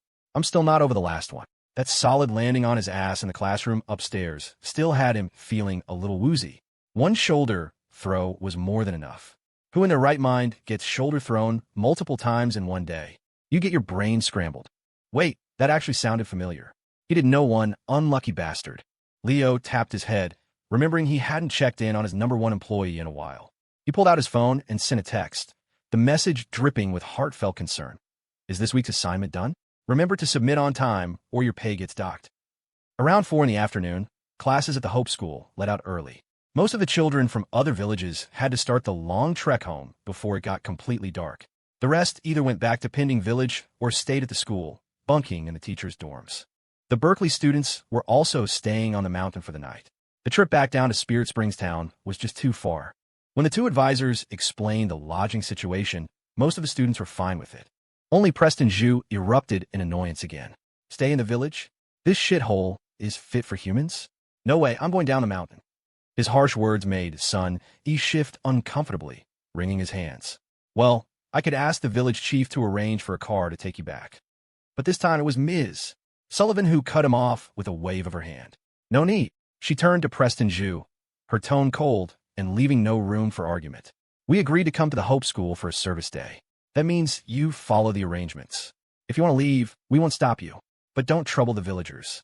If you want to go down the mountain, you can walk. Her words left Preston Zhu speechless, his face flushing with shame and anger. He looked around for support, but the others just glared at him with disdain. Finally, he threw his hands up in a huff and stormed off. With the rotten apple gone, the mood lifted. Chinurwa and Zhang Lily came bounding over. They were also staying at the school tonight. They ran up to Leo's group, their eyes bright. Big brother Leo, let us take you exploring in the mountains. At the word exploring, Marco Shaw slumped onto a nearby step, waving a tired hand. You guys go ahead. I'm exhausted. I just want to rest. He'd spent half the afternoon playing duck, goose with the kids, and he was completely drained. Chunurwa looked a little disappointed. Oh, okay then. But the mountains are really fun. There are even some natural hot springs. In the next second, Marco shot up from the step like a coiled spring, full of energy. On the other hand, a little exploration sounds like a fantastic idea. Let's go. Hey, everyone, don't forget to bring your swimsuits. In the end, a large group of Berkeley students, including Leo and Claire, followed Chinurwa and Zhang Lily deep into the mountains. The two children led the way, navigating the rugged, winding path as if it were a paved sidewalk, moving with effortless ease. The city kids behind them, however, were soon huffing and puffing. The two in front kept looking back and urging them on. Come on, big brothers and sisters. We're almost there. We promise you won't regret it. Finally, they passed through a grove of trees and arrived at the edge of a hillside. The view opened up dramatically. Before them, the sky and the earth stretched out, a vast panorama. It was dusk. The sky was ablaze with the colors of sunset, clouds painted in fiery reds and brilliant golds. It was a magnificent, breathtaking sight that cleansed the soul. The Berkeley students' eyes lit up. Molly Tang let out a happy cry. Wow, it's so beautiful. Claire stared at the majestic sunset, momentarily lost for words. It really is beautiful. Leo looked at his girlfriend beside him, her face bathed in the soft, warm glow of the evening sky. She was intoxicating. He smiled. Not as beautiful as you. Claire turned to him, a smile spreading across her own face. Such sweet words. Let me have a taste. She rose on her toes and kissed him. Chun'er's eyes went wide. Whoa. The next second, Zhang Lili clapped a hand over his mouth. Hey, we're just kids, we can't watch this. But even as she covered her friend's eyes, her own were wide open, not wanting to miss a single detail. The Berkeley students nearby were long past caring. They just turned away, their pupils quaking with practice calm. Minor stuff. You get used to it. Screw Northwood High, just for the hell of it. After coming down from the hillside, the group continued their enthusiastic exploration, led by the two children. Their next destination was the natural hot springs. Marco, practically vibrating with excitement, shot ahead of the group and vanished around a bend. Charge, his voice echoed back. The others laughed, shaking their heads, and hurried to catch up. But along the way, there was a small accident. Leo and Claire were at the back of the group. As they were heading down a slope, Claire's foot slipped. She twisted her ankle and nearly fell. Leo caught her immediately and helped her to a nearby rock. Are you okay? Does it hurt? Claire tried to move her ankle, testing it. She shook her head. I'm okay. Just a little twist. It's not serious. Leo knelt and gently lifted her ankle, examining it carefully. He looked a little relieved. Yeah, looks okay, but don't walk on it for now. You wait here. I'll go tell the others and then take you back. Claire nodded. She watched him, still crouched down, checking her ankle again, his face etched with concern. Her gaze softened. Leo. He looked up. Yeah. Claire smiled. Nothing. I just wanted to say your name. Leo smiled back and stood up. You wait for me. I'll be right back. He then jogged off, heading after the group. Claire sat on the rock, watching his back until he disappeared from view. Feeling a little bored, she glanced around. Her eyes fell on a small, overgrown path leading off from the main trail. At the end of it, obscured by weeds and fallen branches, she could just make out the faint silhouette of a building. Curiosity piqued. She carefully stood up from the rock and tested her ankle again. It still felt fine to walk on. She started down the quiet little path. The path was secluded and peaceful. She carefully pushed through the weeds and branches and came to the end. An ancient, dilapidated structure came into view. It was a sanctuary. As if drawn by something, Claire looked up at the main gate. On a decaying wooden plaque, 3 words were faintly visible. The Sanctuary of Awakening. A sense of recognition dawned on her. She thought for a moment, then stepped forward. Inside, the courtyard was in ruins, but it had a serene atmosphere. Every brick, every blade of grass seemed to hum with a subtle, mystical energy. Ahead, inside the main hall, stood 3 statues of Taoist deities. They were covered in a thick layer of dust, clearly neglected for a long time. At the foot of the statues, white slips of paper were scattered across the floor, each inscribed with different characters. They seemed to be fortunes, like the kind you'd get at a temple. As she looked away from the statues, her gaze fell on a low table on the steps of the hall. On it sat an inkstone and a dried-out calligraphy brush. In the center lay a yellowed, ancient-looking book. Claire walked over, her eyes drawn to the book. It was a copy of the I Ching. The book was open, but a page had been torn out, leaving only a remnant. She sat down at the table and idly flipped through the pages. The text was dense and obscure. After a few moments, she put the book down and looked around again. The light of the setting sun spilled into the courtyard like a silent tide, painting the old bricks in hues of gold. Time seemed to stand still, but the plants swayed gently, moving with a strange rhythmic grace. The entire sanctuary radiated a tranquil energy that slowly lulled the mind. Claire had been meaning to get up and go wait for Leo, but her eyelids were growing heavy. She fought to keep them open, but a wave of drowsiness washed over her, impossible to resist. A quiet wind stirred within the sanctuary. The leaves rustled. The pages of the book fluttered. The fortunes at the feet of the statues were lifted into the air, dancing in the breeze. One slip of paper drifted down, landing perfectly on the torn page of the I Ching. On it were just 2 words, this dream. Claire's consciousness began to blur. In a daze, she felt as if she wasn't sitting at the table in the sanctuary at all. Instead, she was lying in Leo's warm, comfortable little bed back in Northwood, a diary clutched in her arms. A diary? A spark shot through her mind. It was Leo's diary. Suddenly, a tingling sensation shot up her spine to the top of her head. In that instant, she had a shuddering realization. What she was feeling right now was the her from 16 years in the future, lying in Leo's bed in his family's home. Faintly, an instinct seemed to be urging her on, a whisper that started small but repeated itself over and over. When she strained to listen, she could just make it out. The voice was saying, "Wake up." Half asleep, half awake, she felt a dizzying sense of weightlessness, as if time itself had come undone. In that moment, Claire felt like she could perceive 2 versions of herself in 2 different times. One was here at dusk, sitting at a low table in the sanctuary of awakening on Spirit Springs Mountain. The other was 16 years in the future, lying on Leo's bed in his family's home in Northwood. In the haze, the faint, insistent voice continued its prodding, a constant urging in the back of her mind. It gave her a strange premonition. If she just gave in, just opened her eyes, she would wake up in that bedroom 16 years from now. No, that's not right. A tremor ran down her spine, jolting her into a moment of clarity. Why? Why should this be the dream? Why is the self from 16 years later the real one? But as the thought crossed her mind, she plunged into an even deeper confusion. Which one was waking? Which one was sleeping? The world around her began to blur and overlap, a dizzying kaleidoscope of images. Claire fought to keep her heavy eyelids open, trying to make sense of what she was seeing. The book in her hands flickered, changing from the I Ching to the diary and back again, the images superimposing on one another. Countless words surged like a tide. The esoteric text of the I Ching made her drowsy, while the familiar, intimate words of the diary created an impulse to hold it tight, to never let go. The instinctual voice kept whispering to her, a tempting murmur. "Wake up! Wake up!" Claire's hand tightened on the book, and at that moment, its cover solidified into that of the diary. It seemed the choice had been made.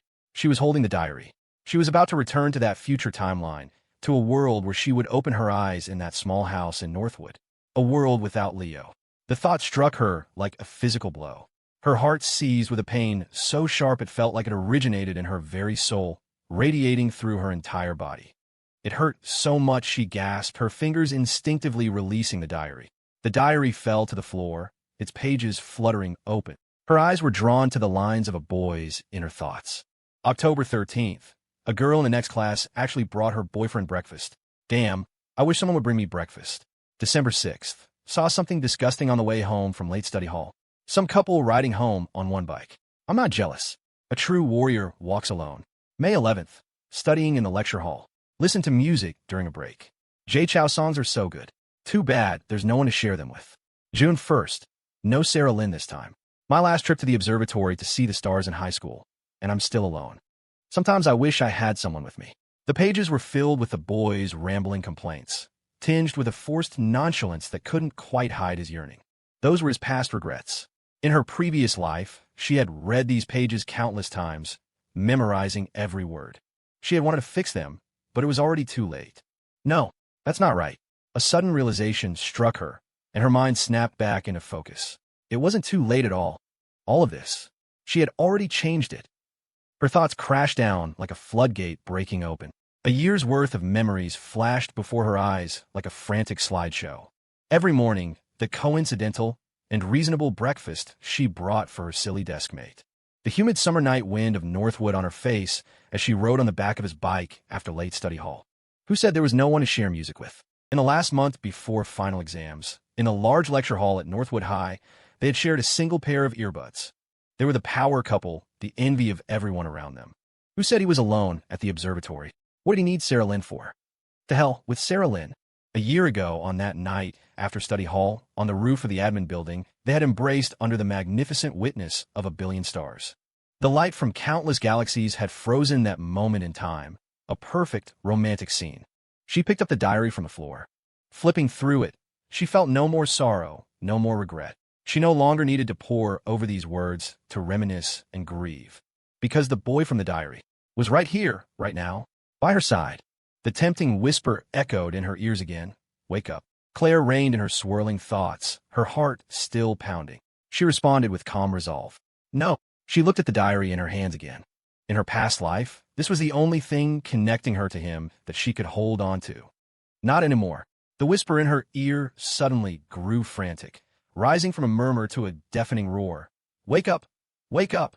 The girl took a deep breath and spoke, enunciating each word. I said, no. She gripped the diary and hurled it away from her with all her might. Boom! The diary seemed to smash through an invisible barrier in the air, tearing open a hole of pure blackness.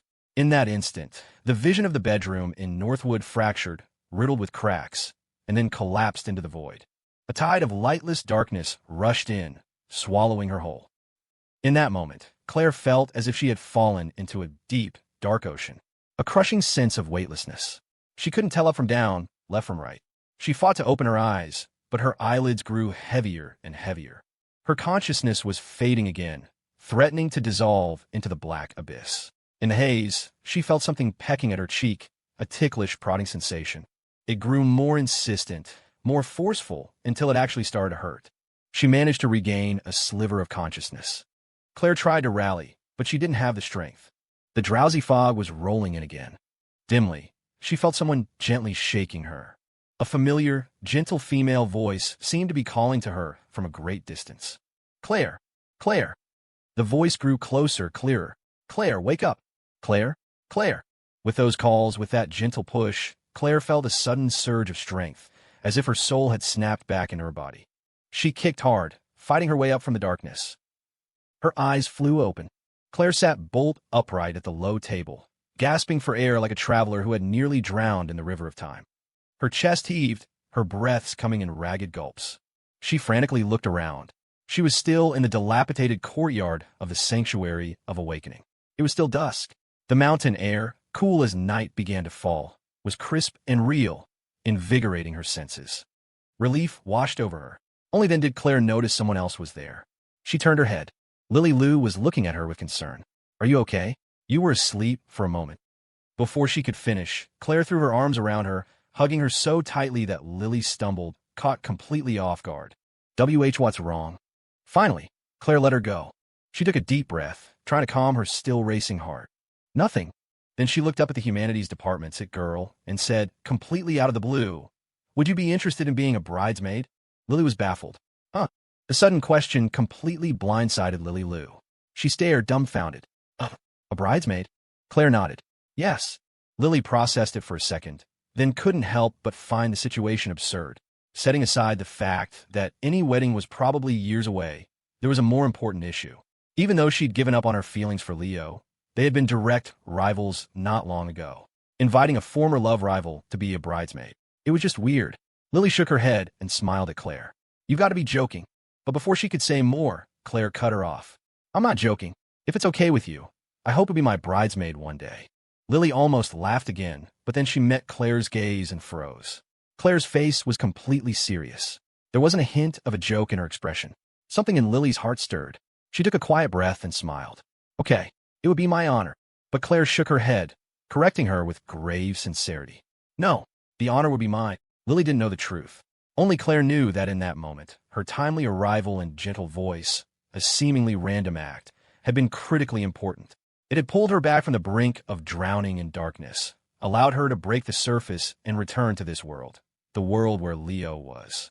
The weight of that gratitude felt as heavy as life itself. Her mind reeled. The girl's heart still throbbed with emotion as she looked at Lily again, reaching out and gently taking her hand. Don't call me Claire Sterling anymore. From now on, just call me Claire. Lily was taken aback. She looked down at their joined hands, then smiled, her expression bright and genuine. Okay, Claire. In the sanctuary, before the low table, the two girls held hands, a warm and harmonious atmosphere settling between them. The mood was broken by the sound of flapping wings. The fat-headed parrot waddled over, fawning over his owner with enthusiastic flattery. Queen Mother, Queen Mother, Queen Mother. Claire came back to herself, only now realizing her stupid bird had followed her. Lily's gaze fell on Reasonable, and she smiled, explaining, "The others are still exploring up ahead. I got tired and started back alone. I ran into Leo on the way, and he said you'd twisted your ankle and were resting at the fork in the path. Well, I got back there and didn't see you. Your parrot flew over in a panic and led me here." Claire froze. She remembered the sensation of something pecking her cheek while she was trapped in that dark dream state. It all made sense now. Lily stood up. "Leo said he was just going to let the main group know, and then he'd be right back. He should be here any second. You wait here. I'll go tell him where you are." After Lily left the sanctuary, Claire turned and looked at her parrot, who was now perched on the low table. Meeting her gaze, Reasonable remembered the pecks he'd delivered to his owner's face. He shivered, took a guilty step back, and squawked, "Farewell, farewell, farewell." But in the next second, the girl's hand shot out and scooped him up, holding him in front of her face. Reasonable started to flap his wings in terror. "Mercy! Mercy!" Before he could react, Claire leaned forward and planted a soft kiss on his forehead. "Thank you." She released him, placing the dazed parrot back on the table. Looking at the bird, who was stunned into silence by his owner's kiss, Claire added decisively, "You can be the best man." Just as he was starting to recover, Reasonable heard that and froze again, his little green eyes bugging out. One sentence, enough to shock a parrot for an entire year. Lily had told her to wait in the sanctuary, but Claire had no desire to stay there a moment longer. Waking up felt like returning from another lifetime. She stood up from the table. Her eyes swept across the tabletop and landed on the slip of paper lying on the open pages of the I Ching. The words "this dream" met her gaze.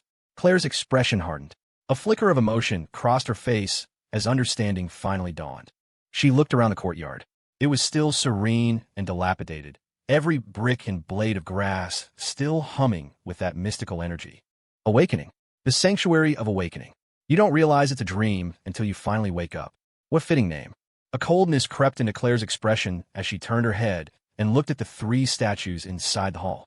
The deities' faces were inscrutable, their expressions impassive and remote. Claire lifted her chin, met their gaze, and spoke, her voice calm. Her first words were, "Zhuangzi dreamed he was a butterfly because he was an idiot who napped too much." She paused, then continued, her voice just as steady. "I'm not an idiot. So this isn't a dream." She paused again, her gaze turning icy. "And another thing, I don't believe in your path. I believe in the bodhisattvas at the old stone chapel on Serenity Peak. So if you have a problem with me, you could take it up with them." She thought for a moment, then added, "And if I don't like what the bodhisattvas have to say, I won't listen to them either." Finally, she looked at the three statues and finished her speech. "So, I only listen to what I want to hear, believe what I want to believe, and fight for what I want. What I've chosen, no one can take from me. Not heaven, not earth, not gods, not Buddhas. No one." Having made her declaration, she gave the statues a slight, polite nod. "Farewell." She turned to leave. As she walked down the stone steps, an incense burner blocked her path. She kicked it over, then glanced back at the statues and said nonchalantly, "Sorry, my foot slipped." Then, with her fat-headed parrot waddling proudly behind her, she strode out of the sanctuary. The courtyard returned to silence. Only the scattered fortunes and the overturned incense burner, rolling slightly on the ground, made any sound. The three deities remained silent. The sanctuary was still. A wind rose, flipping the pages of the book on the table once more. The slip of paper was lifted into the air again, fluttering until it landed in a puddle in the courtyard. The ink of the words "this dream" began to bleed and spread. Dream or not a dream, it was becoming harder to tell. As she stepped out of the sanctuary, she was met by Leo, who was rushing toward her, his face full of concern. "What are you doing over here?" Before he could finish, Claire threw her arms around his neck, hugging him with a desperate strength, as if trying to merge herself into him. Leo instinctively wrapped his arms around her. "What's wrong?" Resting her head on his shoulder, the girl took a deep breath, feeling the warm, familiar, and very real presence in her arms. "Nothing," she said. "I just had a nightmare." Leaving the others to continue their search for the hot springs, Leo, Claire, and Lily started back. Claire had been able to walk on her own when she left the sanctuary, but now, as she tried to move again, the pain in her right ankle intensified. Without a second thought, Leo crouched down. "Come on, I'll carry you." Claire obediently climbed onto his back, wrapping her arms around his neck and resting her head comfortably on his shoulder. Lily stood to the side. "Oh, this is bad." She was the only single person here. The single slaughterhouse duo was targeting her and her alone. Reasonable waddled over, flapping his wings and greeting Lily with fawning enthusiasm. "Hello, maid of honor. Hello, maid of honor. I'm the best man. I'm the best man." Lily swatted the bird away irritably. Even if she was single, she hadn't fallen so low as to be paired up with a stupid parrot. The mountain path was rugged and winding. Leo walked carefully, carrying Claire on his back, his steps slow and steady to avoid jostling her. Claire held on tightly, feeling the warmth radiating from him, and instinctively hugged him even harder. It was as if only by holding on this tight could she confirm that all of this was real, not just a dream. Sensing her mood, Leo asked softly, "Was the nightmare that scary?" Claire buried her face in his shoulder and mumbled, "What did you dream about?" "I dreamed that you weren't there." Leo paused, then chuckled. "So, me not being there is a nightmare? I thought you were going to say you dreamed of monsters or something." But the girl on his back shook her head and whispered, "I'm not afraid of monsters. I'm only afraid of not having you." Leo froze again, her words striking a chord deep within him. Then he smiled. "Well, you don't have to worry about that. I'm always here. I'm not going anywhere." Claire tightened her grip around his neck. "MHM, and even if you run, I'll find you and bring you back." It was an intimate, heartwarming moment. Walking beside them, Lily felt like she was about to die. "Do you two always go around slaughtering single people so brazenly? Can't you spare a thought for the single woman right next to you?" A sliver of regret pricked her. Was this the price of being the bridesmaid for the single slaughterhouse duo? When they got back to the Hope School, Leo gently set Claire down on a bench. He knelt and rolled up her right pant leg. To his surprise, her ankle was now swollen and bruised. Leo's brow furrowed. How did it get this bad all of a sudden? Lily leaned in, her face etched with concern. "We need to get some medicine on that right away." Just then, the village chief pulled up on his diesel trike. When he heard Claire had sprained her ankle, he slapped his chest. "Don't you worry, I've got some liniment at home. A little rub, and it'll be good as new. I'll take you back now." There was room in the back of the cart. Leo was about to invite Lily to come along, but she hesitated, then shook her head. "You two go ahead. I'll wait for Preston and the others to get back." Leo and Claire exchanged a look, but they didn't press her. They just nodded. All right. With their maturity and experience, they knew better than to ask something like, "Why would you want to stick around with a lowlife like Preston Jew?" Everyone had their own struggles. Prying when someone clearly didn't want to talk was just rude. They climbed onto the back of the chief's trike, which rattled and bounced its way toward Pending Village. In the cart, Leo instinctively held his girlfriend close, and Claire wrapped her arms around him in return. They chatted idly about Lily. Leo stroked his chin thoughtfully. "You think she and that pig, Preston Jew, have some kind of arranged marriage thing going on?" Claire considered it, then nodded. "It has to be something to do with their families, at least. If it were up to her, she would never go for someone like that." Leo sighed. "These big business families, are they all like this? Hey, your family doesn't have anything like that, do they?" The question turned to his own girlfriend. After all, besides Lily, he knew that Wyatt Way character was also dealing with some kind of childhood engagement. Claire looked completely unfazed. "No, and if there was, I would have dealt with it." The couple chatted back and forth as the cart bounced along. The diesel engine sputtered and roared, but nestled in Leo's arms, Claire felt a strange sense of peace. Drowsiness began to creep in, and her eyelids grew heavy. Leo noticed her fatigue and whispered, "Get some sleep. I'll wake you when we get there." Claire shook her head stubbornly, trying to force her eyes open. "I don't want to sleep." Guessing what she was thinking, Leo smiled and stroked her hair. "Go on, sleep. I'm here. You won't have any nightmares this time." Claire was already half asleep, her eyes barely open, but she was still worried. "You promise?" Leo smiled. "Yeah, I promise." With that assurance, Claire finally seemed to relax. She quickly fell into a deep sleep in his arms. But even in her sleep, she held onto his hand tightly, refusing to let go, as if afraid he would float away like a kite if she did. Leo looked down at her, gently brushing a few stray strands of hair from her face. As he watched her brow smooth out in sleep, a warm smile touched his lips. Beside them, the fat-headed parrot flapped over, bowing its head deferentially. It held a small pile of green berries and leaves in its beak, which it placed in front of Leo with an expression of profound remorse. My apologies, it squawked. "Your woman kissed me forcefully." "Lao!" He glanced down at the pile of green junk, then back at Reasonable, who was still chattering away. I didn't want to, she insisted on kissing me, she insisted." Realization dawned, and Leo swatted the parrot away. What the hell was this nonsense? Stupid bird was asking for it. The diesel trike rattled along the mountain road for over 10 minutes before stopping in front of the village chief's house. Seeing that Claire was still sleeping soundly, Leo gently scooped her up into his arms and carefully stepped out of the cart. She wasn't heavy to begin with, and her recent diet had made her even lighter. It was effortless for him to carry her. In fact, he felt a pang of concern that she was a little too thin. The old village chief watched him and praised. "Strong lad you are. Reminds me of when I was young, carrying my wife into the hayloft. Swift and easy, that's how it was." A dark line appeared on Leo's forehead. "Chief, I think we're oversharing a bit here." The chief looked puzzled. "Oversharing? What kind of position is that?" The man, not known for his extensive vocabulary, proudly slapped his chest. "I never did know oversharing. Every share was plenty deep." Leo fled, carrying Claire. He couldn't listen to any more. This was getting dangerous. The old man should quit being village chief and start writing novels. With his talent, he'd be an instant sensation on the adult fiction sites. He carried Claire into a guest room made of mud brick walls and gently laid her on the bed. Leo then left the room to get the liniment from the chief next door. When he returned, Claire was awake, rubbing her eyes as she sat up. Leo smiled. "You're up? I just got the liniment. Let me put some on for you." He sat on the edge of the bed and started to unscrew the bottle. Claire watched him, her expression soft. She called his name gently. "Leo." He looked up, a questioning look in his eyes. "Yeah." Her eyes sparkled. "Nothing. Just wanted to say your name." Leo chuckled. It seemed to have become his girlfriend's favorite new game. "All right, give me your leg." Claire obediently extended her right foot, resting her calf on his knee. Leo rolled up her pant leg and removed her shoe and sock, revealing a delicate, pale foot. It was smooth and white, her toes like round, translucent gems. It made you want to hold it and never let go. Wait, what was he about to do? He'd gotten completely sidetracked. When he came to, he realized his hand was already kneading the sole of her foot. Claire glanced at him. "Leo, that's not where I sprained it."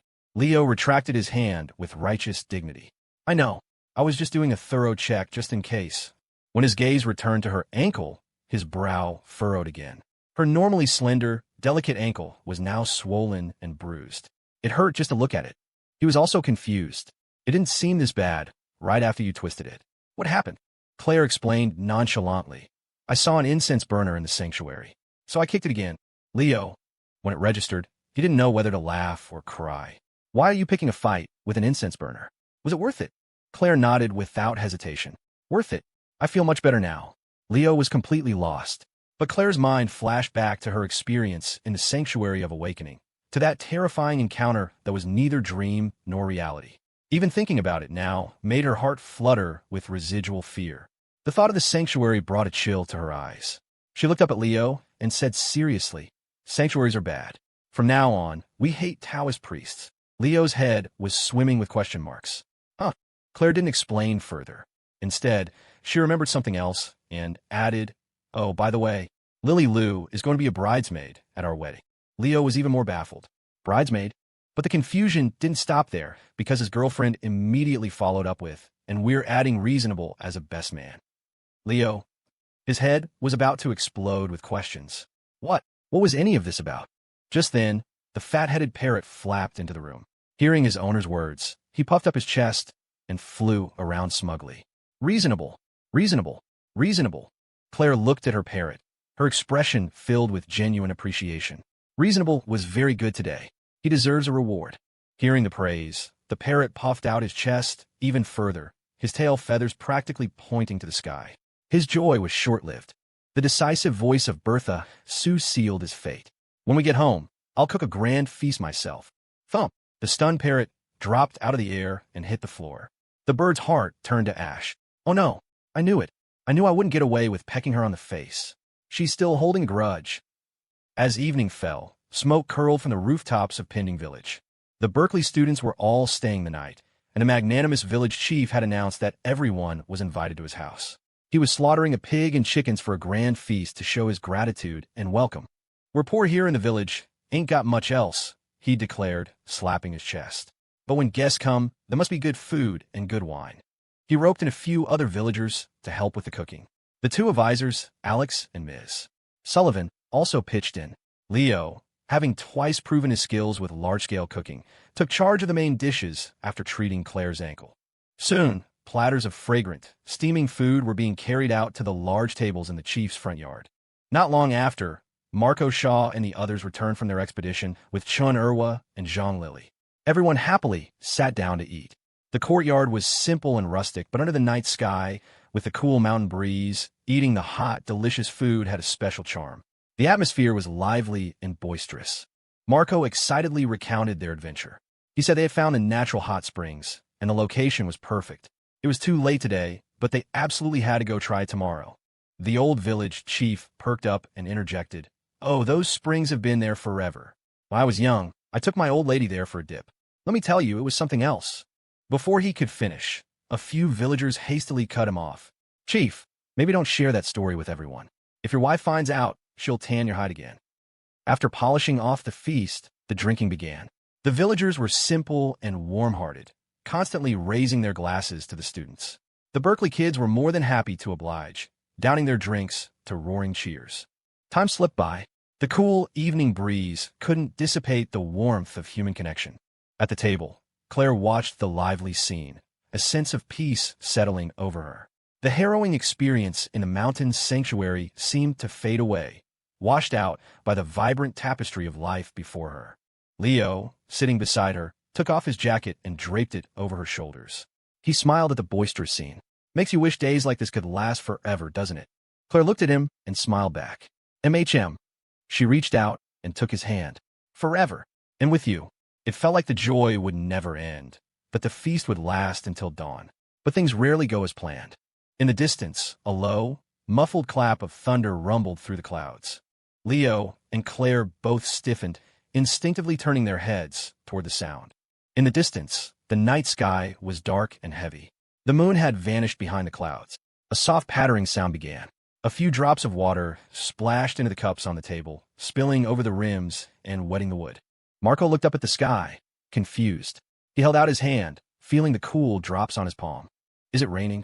At first, everyone assumed it was just a normal, passing shower. The dinner party in the village chief's yard was cut short. As they cleared the tables and brought the food inside, the old chief grumbled, looking at the sky. "Damn weather. Changes its mind faster than my old lady." Leo helped him clear the yard. After everything was inside, he came back out to find Claire standing under the eaves, wrapped in his jacket, staring up at the rain-swept night sky, lost in thought. Leo walked over. "What are you thinking about?" Claire pulled her gaze back and shook her head slightly. "Nothing. It's just, this rain feels a little sudden." Leo smiled. "It's always like this in the mountains. Rain comes and goes without warning." The chief said it should stop soon. "It's cold out here, let's go back inside." He took her hand and led her toward their guest room. Claire went in first. As Leo followed, he paused at the doorway, turning back to look out at the darkness one last time. The night was heavy and oppressive. The mountain rain fell steadily, with no end in sight. Leo frowned. The village chief had indeed said those things, and he knew that sudden rain in the mountains was common. But for some reason, this storm made him feel deeply uneasy. It was as if some blurry memory from the depths of his mind had been stirred, something critically important that he just couldn't grasp. It felt like the annoying curtain of rain was obscuring some truth, making it impossible to see clearly. "Leo." Claire's voice called from inside. "Coming," he answered. He cast one final glance into the night, then pushed the door open and went inside, leaving the mountain storm behind. Unseen, the sound of the rain quietly grew more intense. March 28th, morning. The pesky mountain rain from the night before hadn't stopped as the chief had predicted. Instead, it had become a dense, driving downpour. Water streamed from the eaves of the mud brick houses like a beaded curtain. The paths were muddy and slick, covered in puddles. They were still scheduled to go to the Hope School to teach the kids this morning. Because of Claire's injury, Leo had tried to persuade her to stay and rest at the chief's house, but she stubbornly refused. After yesterday's experience at the Sanctuary of Awakening, her reliance on him had subtly deepened. Wherever Leo went, she was determined to follow. So they both climbed into the back of the chief's diesel trike, holding an umbrella and wearing raincoats, as the old man drove them back toward the school. The ride was bumpy. In the back, Leo held the umbrella with one hand and carefully shielded his girlfriend with the other. He could hear the chief cursing from the driver's seat. "Damn it, this sky just won't quit. Raining all damn night. At this rate, why doesn't it just flood the whole damn village?"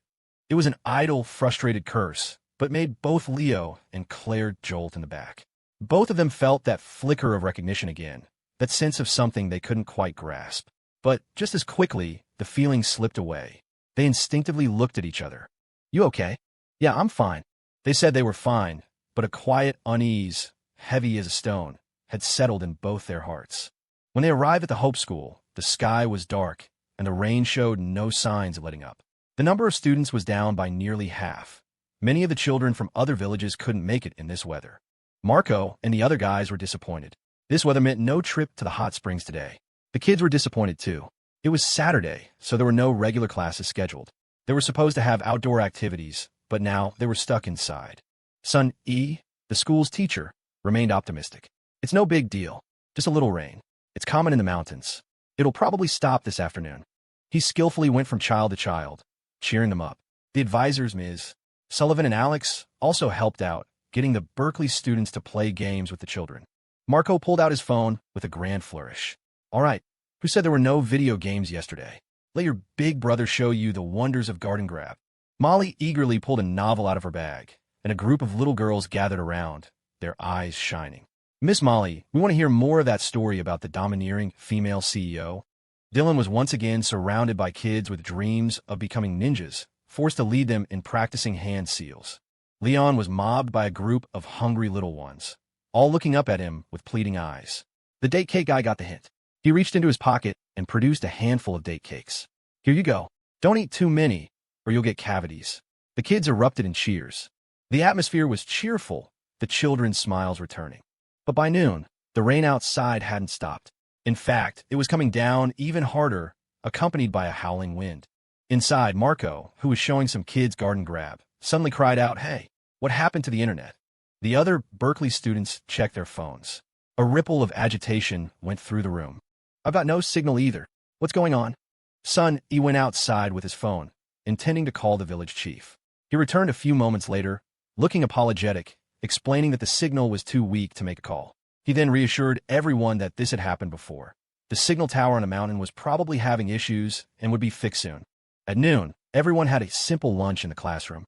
The children then rested their heads on their desks for a nap. Outside, the wind howled and the rain beat down. The Berkeley students were starting to feel drowsy too, slumping in their seats. The advisors, Alex and Ms. Sullivan, were quietly discussing their plans.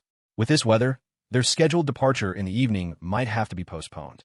They might have to stay another night on the mountain. Alex tried to call the village chief again, but there was still no signal. Leo and a few others finished cleaning up in the kitchen and came out to see Claire standing under the covered walkway, staring out at the dense curtain of rain, looking lost in thought. He walked over to her.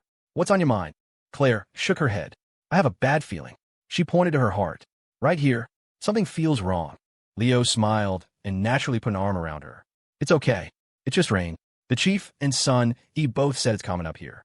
It might stop in a little while. But even as he comforted her, he looked up at the increasingly dark and heavy sky.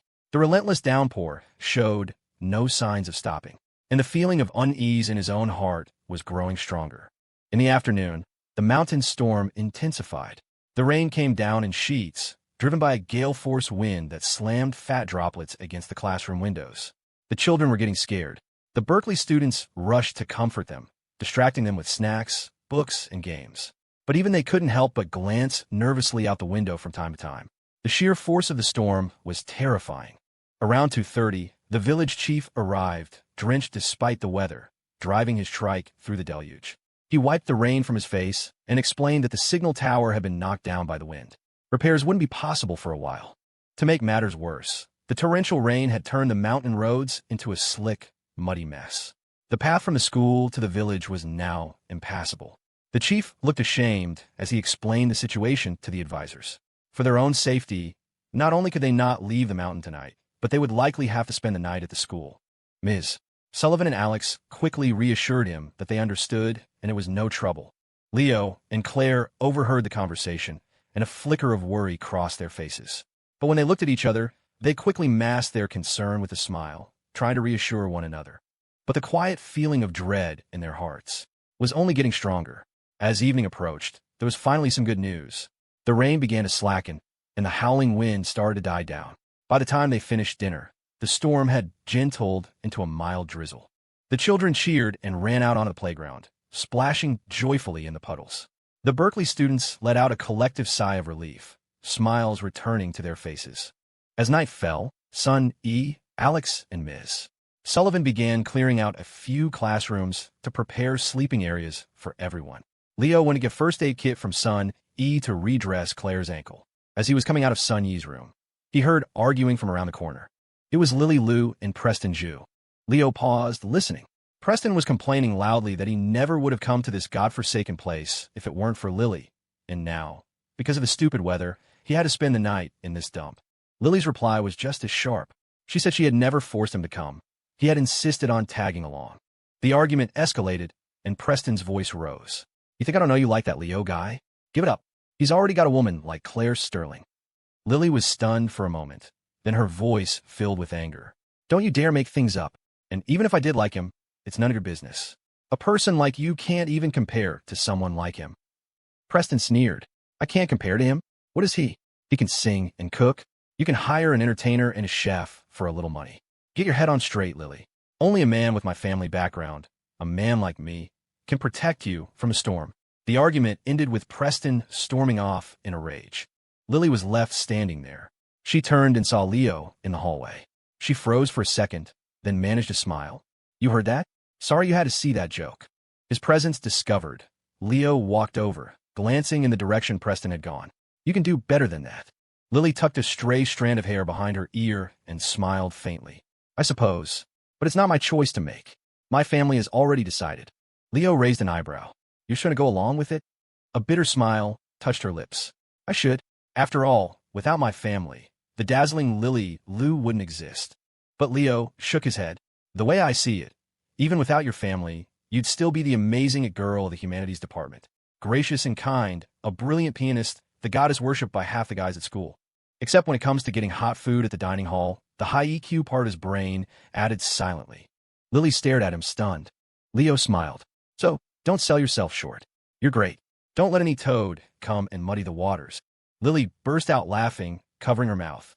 Her eyes glistened slightly, but her tone was teasing. I never thought the emotionally dense Mr. Wallace could say something so comforting. Leo waved his hand dismissively. Emotionally dense? My EQ is off the charts. Then he paused, something just clicking. Wait, you used to like me? Lily looked exasperated. Did it really take you half a year to figure that out? She paused, looking at him, her mind drifting back to that sunny afternoon in the hallway half a year ago and all the comical attempts to get a meal together. Then she smiled, a nostalgic look on her face. No, maybe it was just that the breeze was warm, the sun was bright, and someone happened to play the hero. It just made a girl want to ask him out for a few meals. Leo blinked, then it dawned on him. He waved his hand cheerfully. Just for a meal? That's easy. Come over to my place sometime. I'll cook for you. Lily's lips curved into a smile. Well, I won't refuse. After all, I'm now Claire's officially appointed bridesmaid. I should be entitled to some perks. Oh, by the way, can the bride-to-be cook for me instead? She asked playfully. Leo froze, his expression complicated. If you have a death wish, I guess that could be arranged. Just make sure to sign a waiver. Someone's heart was unburdened. The storm was finally abating. Everything seemed to be turning for the better. The night was peaceful. The children were tucked into their makeshift beds on the classroom floor. Leo sat next to Claire, applying medicine to her ankle. He mentioned casually, Lily wants to try your cooking sometime. Claire's eyes lit up. Leo added worriedly, just take it easy on her. We don't have many bridesmaids to spare. The night deepened. Everyone in the classroom slowly drifted off to sleep. Leo and Claire leaned against each other on their bedding in the corner, watching the last of the storm subside outside the window. The heavy weight in their hearts finally began to lift. Maybe I was just overthinking things. Disaster always strikes when you least expect it. In the dead of night, the storm returned with a vengeance. The wind roared, and rain hammered against the building, shaking it to its foundation. Everyone was jolted awake. The sounds of children crying filled the air, creating a chaotic din. The classroom lights flickered on one by one as people scrambled to their feet, confused and disoriented. What's happening? The moment Leo was fully awake, he shot up and bolted out of the classroom. He ran onto the covered walkway and stared out into the darkness. The night was a maelstrom. Torrential rain lashed down, and a gale-force wind whipped leaves and branches into a frenzy. The storm was 10 times worse than it had been during the day. Leo's pupils constricted. His heart pounded in his chest as the ominous premonition returned with a vengeance, the truth of his forgotten memory finally clawing its way to the surface. Claire stumbled out of the classroom behind him, pulling a jacket on, her voice tight with anxiety. "Leo, I have a really bad feeling." Before she could finish, a deafening clap of thunder exploded across the sky, shaking the mountains. Every light in the school went out, plunging them into darkness. A chorus of screams came from the classroom. "The power's out!" Then, the heavens opened up, and the rain came down in a solid, deafening sheet. It was less a storm and more like the sky itself was falling. A flash of lightning split the sky, illuminating Leo and Claire's faces as they stared at each other, illuminating the sudden, stark terror in their eyes. It was the thunder. That one deafening clap. It had jolted their memories loose. Finally, they remembered. A clap of thunder echoed through the clouds, but another bolt of lightning seemed to flash through the minds of Leo and Claire. In that same instant, they both remembered. Spirit Springs Mountain, Pending Village, the Hope School, a stormy night. These were key words that had been floating, hazy and indistinct, in the far reaches of their memories. Now, amidst the torrential rain and crashing thunder, they snapped into sharp, terrifying focus. In their previous lives, neither of them had ever been to Spirit Springs Mountain. The reason they had a vague sense of familiarity was because they had both seen the news reports. At the end of March 2008, a torrential downpour triggered a flash flood, ultimately claiming nearly 100 lives on Spirit Springs Mountain. The dead included the villagers of Pending Village and the dozens of students at a small Hope School not far from the village, and one teacher. The news report at the time had shocked the entire province, even the nation. The death toll was staggering, horrifying, but neither Leo nor Claire could have ever imagined that in this new life, by some cruel twist of fate, they would be caught in the middle of that very same disaster. Thunder rumbled in the distance, lightning flickering within the clouds, illuminating the sheets of rain lashing down. The trees thrashed violently in the wind, like demons dancing in the dark. Leo sucked in a sharp breath, a cold dread shooting up his spine, making the hair on his arms stand on end. This time, fate was playing a sick joke. His thoughts raced. He whipped his head toward Claire, who was already turning to him. They spoke at the same time, their voices urgent. "We have to get down the mountain." The unexpected synchronicity made them both pause for a fraction of a second. But the urgency of the situation left no time for reflection. They began to speak in rapid-fire bursts, planning their next move. "The rain's too heavy. This isn't normal. It could trigger a flash flood. The school is right up against the mountain wall. If there's a mudslide, we're done for. We have to get everyone organized and moving now. I'll handle it. But someone needs to warn the village. We need to move fast. We need them to bring the diesel trikes. I'll do it. How will you get there? There's a bike at the school. I'm leaving now." The rain poured down, punctuated by lightning and thunder. But in that moment, the boy and girl, with immense calm and control, had laid out a plan. Leo spoke the last line. The second the decision was made, he turned to plunge into the storm. But as he took a step, a slender, pale hand shot out and grabbed his arm. Leo looked back. Claire was biting her lower lip so hard it had turned white. Her face, which had been a mask of composure, was now etched with undeniable anxiety and fear. "Be careful." 2 words, but they contained a universe of meaning. Leo nodded, squeezing her hand tightly in return. "Wait for me." The next moment, he let go. Without a shred of hesitation, he ran into the rain, grabbed a bicycle from the schoolyard, and pedaled off with all his might, speeding toward Pending Village. Claire watched his figure recede until it was swallowed by the darkness. She felt her heart clench, suspended in a state of pure terror. If she could, she would have run into the rain with him, throwing all reason and caution to the wind. But she took another deep breath, and when she turned around, her expression was once again calm and resolute. In that single motion, it was as if the ruthless, decisive CEO from her past life had returned. Ignoring the pain in her ankle, she strode toward the classrooms. She was met by son E, who was rushing out, frantic. He had just seen Leo ride off into the storm. "What is he doing going out in this rain? It's too dangerous." Before he could finish, Claire cut him off, her words sharp and rapid. "No time to explain. There could be a flash flood any minute. Get everyone up. We need to assemble and prepare to evacuate." Son E froze, stunned. A flash flood? Claire was already heading for the first classroom.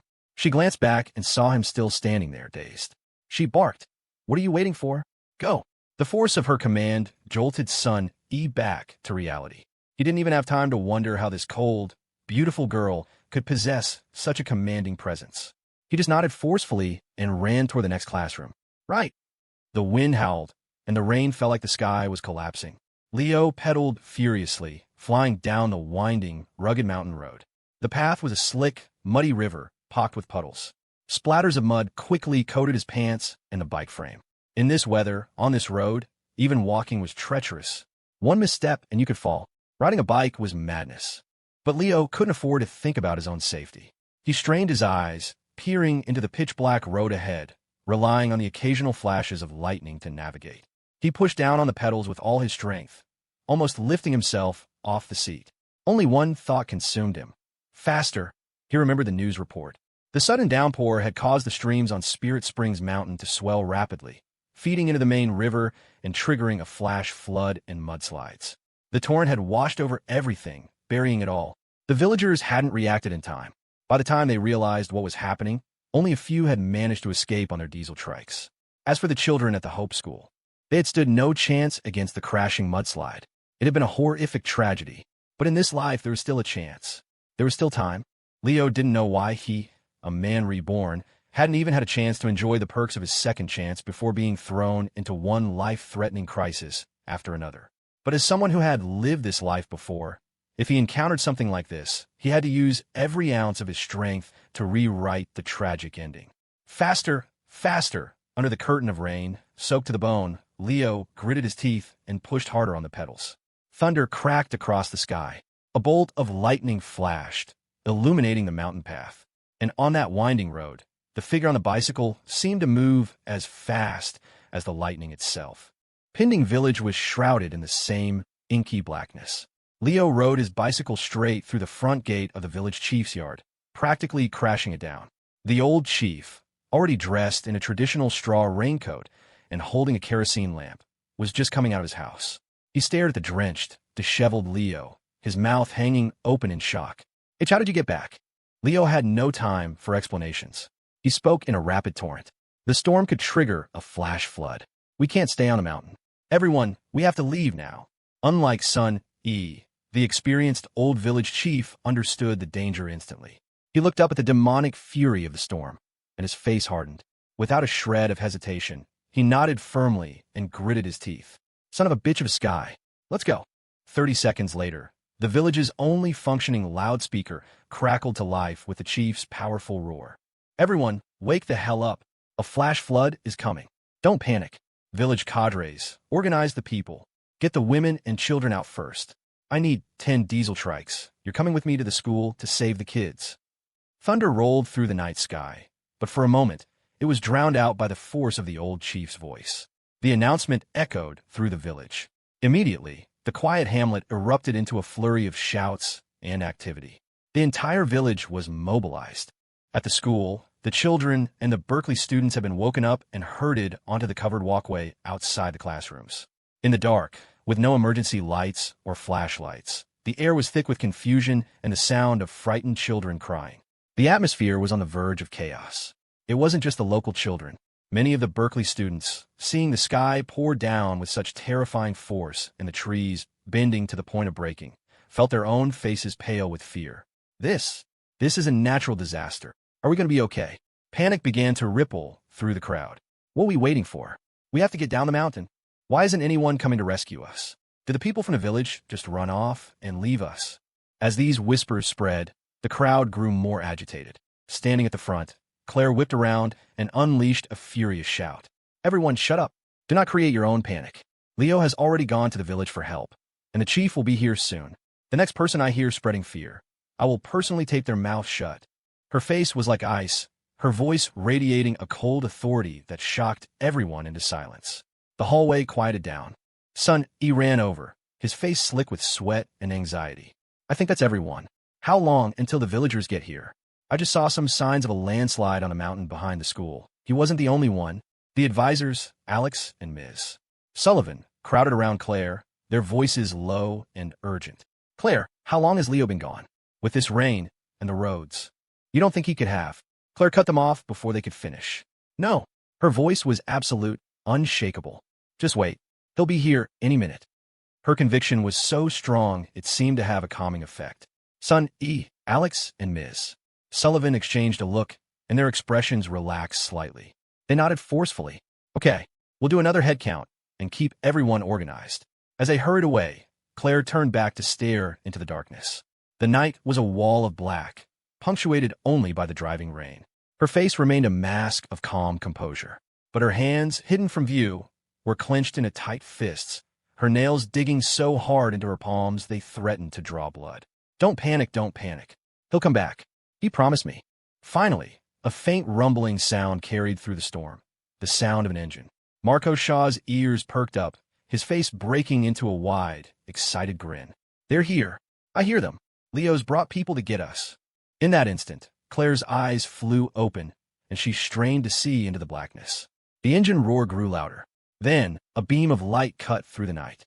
The next moment, a series of bright, powerful headlights pierced the curtain of rain, tearing the darkness apart. With a roar of their engines, a fleet of diesel trikes stormed through the school gate. They arrived like heroes, like gods descending from the heavens. The old village chief's powerful voice boomed out. Kids, we're here to get you. A wave of joyous screams and cheers erupted from the hallway. But Claire had no time to celebrate. Her eyes darted from one trike to the next, desperately searching. And then she saw him. In the passenger seat of the lead trike, next to the chief, was the familiar, beloved figure. The breath she had been holding rushed out of her, and the tension gripping her heart finally released. As he got out of the trike and walked toward her, she couldn't wait another second. She ran out into the rain and threw herself into his arms, holding him with all her might. Leo held her close. Took me a little longer than I thought. She cut him off. You're back. That's all that matters. She pulled back slightly, and he saw that her eyes were red. She took a deep breath. No time to talk. We have to get down the mountain. With the vehicles here, the evacuation began in earnest. 10 trikes had arrived. Normally, each could hold 4 or 5 people in the back. With nearly 100 people to evacuate, it would take at least 2 trips. The village chief yelled over the storm. Kids and women first. The rest of you wait for the next trip. No one argued. Son E, Alex, and Ms. Sullivan began ushering the children into the carts. But then, one person spoke up. Preston Zhu, his face contorted in a mask of panic and rage, screamed, Why do the women go first? What if the flash flood hits before you come back for us? He waved his arms frantically. In a disaster, everyone is equal. I don't care, I'm getting on this trip. Everyone stared at him with disgust, as if he were a clown. But Preston was beyond shame, his fear making him belligerent. Slap, the sharp sound of a hand hitting a face cut through the rain. Preston clutched his cheek, looking at Lily Liu in disbelief. You hit me? Lily's face was cold and emotionless. That was to shut you up. You're so afraid of dying? Fine, you can have my spot. I'll wait for the next trip. Preston stared at her, stunned. Then, forgetting the sting on his cheek, he scrambled onto one of the trikes. You heard her. She gave me her spot. Go, let's go. Watching his desperate, cowardly retreat, a bitter smile twisted Lily's lips. She remembered his arrogant boast from earlier. Protect you from the storm, he had said. When the Real storm came, he was the first to run. On the other side, Leo was trying to get Claire onto a trike, but she refused to go, looking up at him. Let the kids and the others go first. I'm staying with you. Her expression was stubborn, resolute. She clung to his hand, refusing to let go. Leo met her gaze and took a deep breath. Okay. The first group loaded up. With a shout from the chief, the engines roared to life, and the trike sped off into the downpour. The rest waited anxiously at the school. The rain was getting heavier, and the water on the playground was already past their ankles. A low rumbling sound could be heard from the mountain behind the school, a terrifying vibration that made their skin crawl. Their anxiety mounted, each second an eternity. Finally, the chief's fleet returned. He was soaked to the bone, his hair plastered to his forehead. He wiped the rain from his face and yelled, Get on. Hurry. The remaining people scrambled for the trikes. But even after every cart was filled to capacity, there were still more than 10 people left. The chief gritted his teeth. We're leaving. I'll come back one more time. It would have to be 3 trips. Marco, Leon, and Dylan all agreed to wait. Ms. Sullivan also insisted on staying, but Alex simply picked her up and put her in a cart. You go on this trip, Ms. Sullivan. Son Amy, and some of the other guys will wait for the last one. Leo nodded without hesitation. There's still time. Go, don't waste a second. He then lifted Claire and placed her in the back of a trike. He looked up at her. You go first. I'll be right behind you. Claire bit her lip, knowing that now was not the time for pointless arguments. Okay. Seeing her agree, Leo felt a flicker of relief. He was about to turn away when her voice called out again, urgent. Leo. He spun back around. From the cart, Claire reached out, grabbed the front of his shirt, and pulled him toward her. In the torrential rain, under the flashes of lightning, the girl on the cart leaned forward and kissed him hard on the lips. It was a desperate, forceful kiss, as if she was pouring all of her strength into it. When they parted, she looked him straight in the eye and said, enunciating every word, "If you're not on the next trip down, I'm coming back to find you." The storm raged. The fleet of diesel trikes tore through the night, racing down the rugged mountain path, battling the wind and rain on their way to the base. The roar of their engines mixed with the violent shaking of the carts and the chief's bellowing commands. Headlights on. All of you, keep your goddamn eyes open. Watch the road. We have to get all these kids down the mountain safely. Fat raindrops hammered down. In the cart, Lily struggled to hold an umbrella over herself and Claire. Claire, get in here more. You're getting soaked. But Claire was oblivious to the rain plastering her clothes to her skin. She kept turning around, her eyes fixed on the dark mountain path behind them. The night was so thick it was like the entire mountain was being swallowed by darkness. Claire forced herself to stay calm, her mind racing. The news report from her past life had said the rainfall in the first hour was staggering, causing the upstream creeks to flood and trigger the disaster. The first trip down the mountain had taken nearly half an hour. This second trip, plus the time to go back up for the last group, that was at least another 30 minutes. They were cutting it dangerously close to the time the flash flood was supposed to hit. There might be some margin of error, but the odds were 50-50. The thought alone was enough to make her heart seize in her chest, the pain so sharp it stole her breath. She looked back again at the road they had come from, biting her lip so hard she could taste blood. In that moment, she was overwhelmed with the urge to jump out and run back up the mountain, consequences be damned. A wave of regret washed over her. Why hadn't she been more stubborn? Why hadn't she thrown a fit, been completely unreasonable, and just stayed by his side? She had already lost him once. If it happened again, she couldn't even begin to imagine how she would survive it. Beside her, Lily sensed her distress and squeezed her hand, trying to offer comfort. Don't worry, Leo will be fine. But as she touched Claire's hand, Lily gasped. It was colder than the rain. Just then, another set of engine roars echoed from the road below. Everyone looked up. Through the rain, they saw several more trikes speeding up the mountain toward them. A villager in the lead vehicle yelled out, "Chief, we got the rest of the village down. We're here to help." The old chief's face lit up with relief.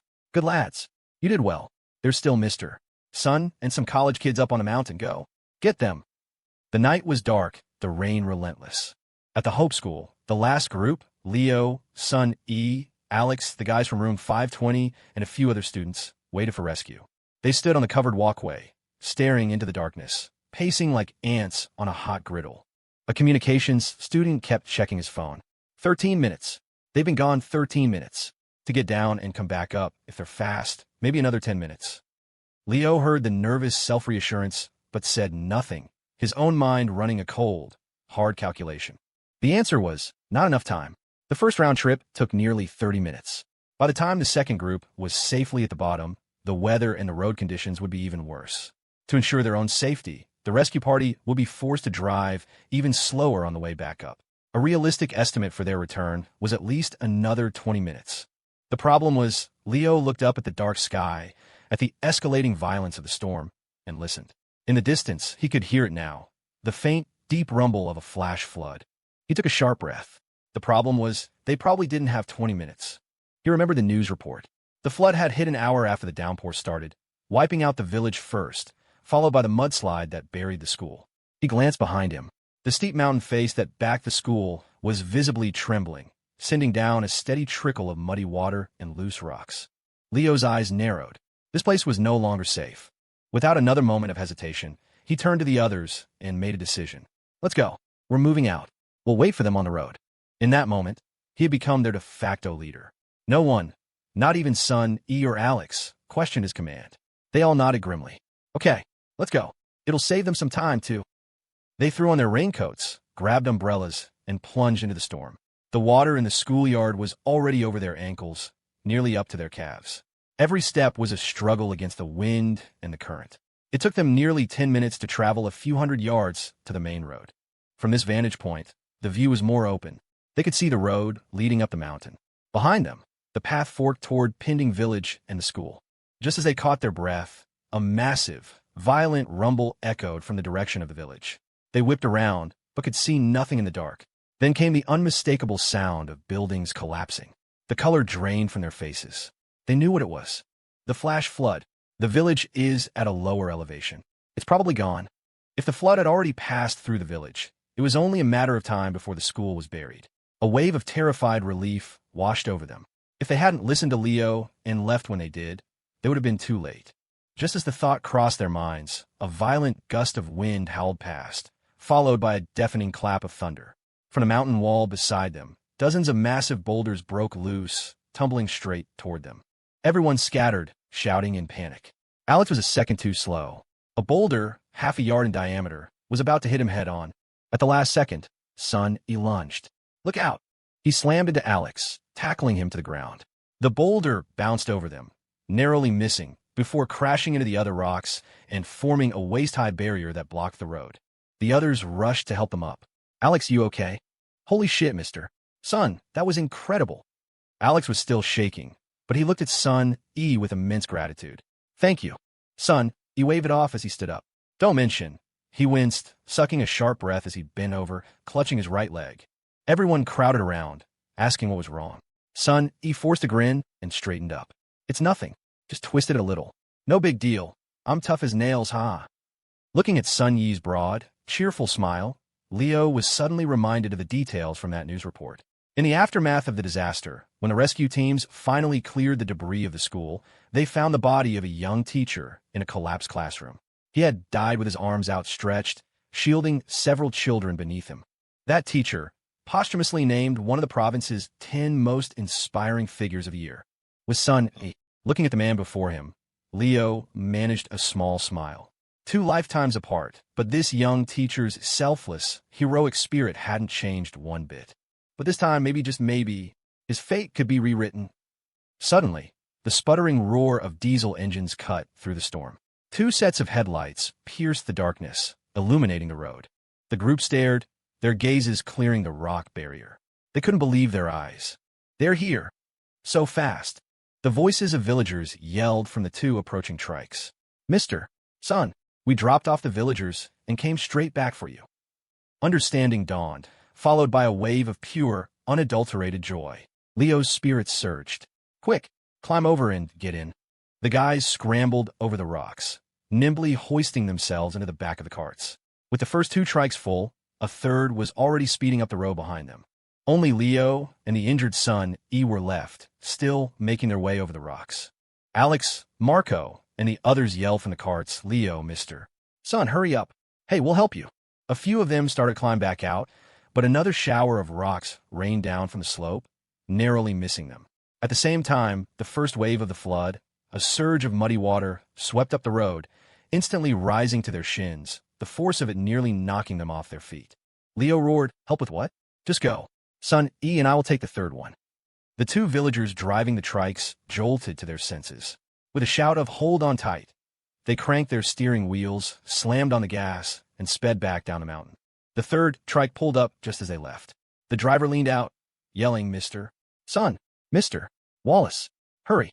Leo, straining, had finally gotten Son E over the top of the rock pile. As Son E was about to climb down, he glanced back toward the school. His face went white. He let out a horrified cry. Wait, there's still someone at the school." Leo froze, whipping his head around to look. What he saw sent a chill through his entire body, like being plunged into ice water. In the distance, at the entrance to the school, which should have been pitch black, a small beam from a flashlight bobbed in the storm. A tiny figure was huddled there, trembling, its faint cries barely audible over the wind. Son E was paralyzed with shock. It's little Six, Jean Lily's little brother. I forgot to count him." Little Six was the 4-year-old boy they had seen yesterday, the one with the runny nose who wanted a date cake. His older sister brought him to school with her so she could look after him. In the chaos of the head count, they had forgotten him, only counting the official students. Son E snapped out of his shock and tried to scramble back toward the school, nearly mad with panic. "Let me go. I'll get him." Leo grabbed him before he could fall. "Go where, you idiot? Your leg is busted. Stop trying to be a hero. Get on the trike." He shoved Son E over the rocks. The The teacher stumbled backward and was caught by the villager. Son, he was still yelling. Little Six is still over there. Leo gritted his teeth and roared back. Wait here. I'll go. The next second, he had already turned around. Without a moment's hesitation, he plunged back into the knee-deep water, sprinting like an arrow toward the school gate. The wind howled, and the rain poured down. The floodwaters churned around his legs, threatening to sweep him off his feet. He kept his eyes locked on the small figure at the school entrance. A strange thought flashed through his mind. If my life were a novel, this would be some seriously over-the-top, dramatic bullshit. I'd have to kill whatever bastard author came up with a plot this insane. No, he wouldn't even have to do it himself. His beautiful, gentle girlfriend would probably just have Mr. Joe take care of it. It was a few hundred yards. Leo ran with every ounce of strength he had. Little Six was sobbing. I want my sister, I want my sister. Leo scooped him up. Big brother is here. Let's go. He turned and ran, sucking in a ragged breath as he charged back toward the road. The floodwaters were getting deeper, more violent. Suddenly, a deafening, earth-shattering roar erupted from behind him, from the direction of the school. It sounded like the world was ending. Leo didn't dare look back. He just ran, holding the child tight, his lungs burning. On the other side of the rock pile, Sun, E, and the villager were screaming at the top of their lungs. Run! The mudslide is coming. The cold rain hammered down. The wind shrieked in his ears. His chest felt like it was on fire. His energy was fading fast, but the destination was just ahead. Hope was within reach. He was almost at the rocks, less than 10 yards away. On the other side, Sun, E, and the villagers' faces were alight with frantic joy. Quick, get over here. Get on the trike. 8 yards, 5 yards, 3 yards. At that moment, thunder cracked across the sky. The mountain wall to their side exploded. An avalanche of rock and mud crashed down, heading straight for the fork in the road. Leo's pupils contracted to pinpricks. His mind went blank. Another thought, absurd and clear, surfaced. Incredible. It can actually get even more melodramatic. If this is a novel, you son of a bitch author, Bertha Sue will definitely kill you. The thought lasted only a fraction of a second. In that same instant, Leo acted without a shred of hesitation. With the last of his strength, he hurled Little Six forward. The child flew over the rock pile, crying out in shock, and was caught in Sun Yi's outstretched arms. At the same time, Leo's furious roar echoed through the storm. Go!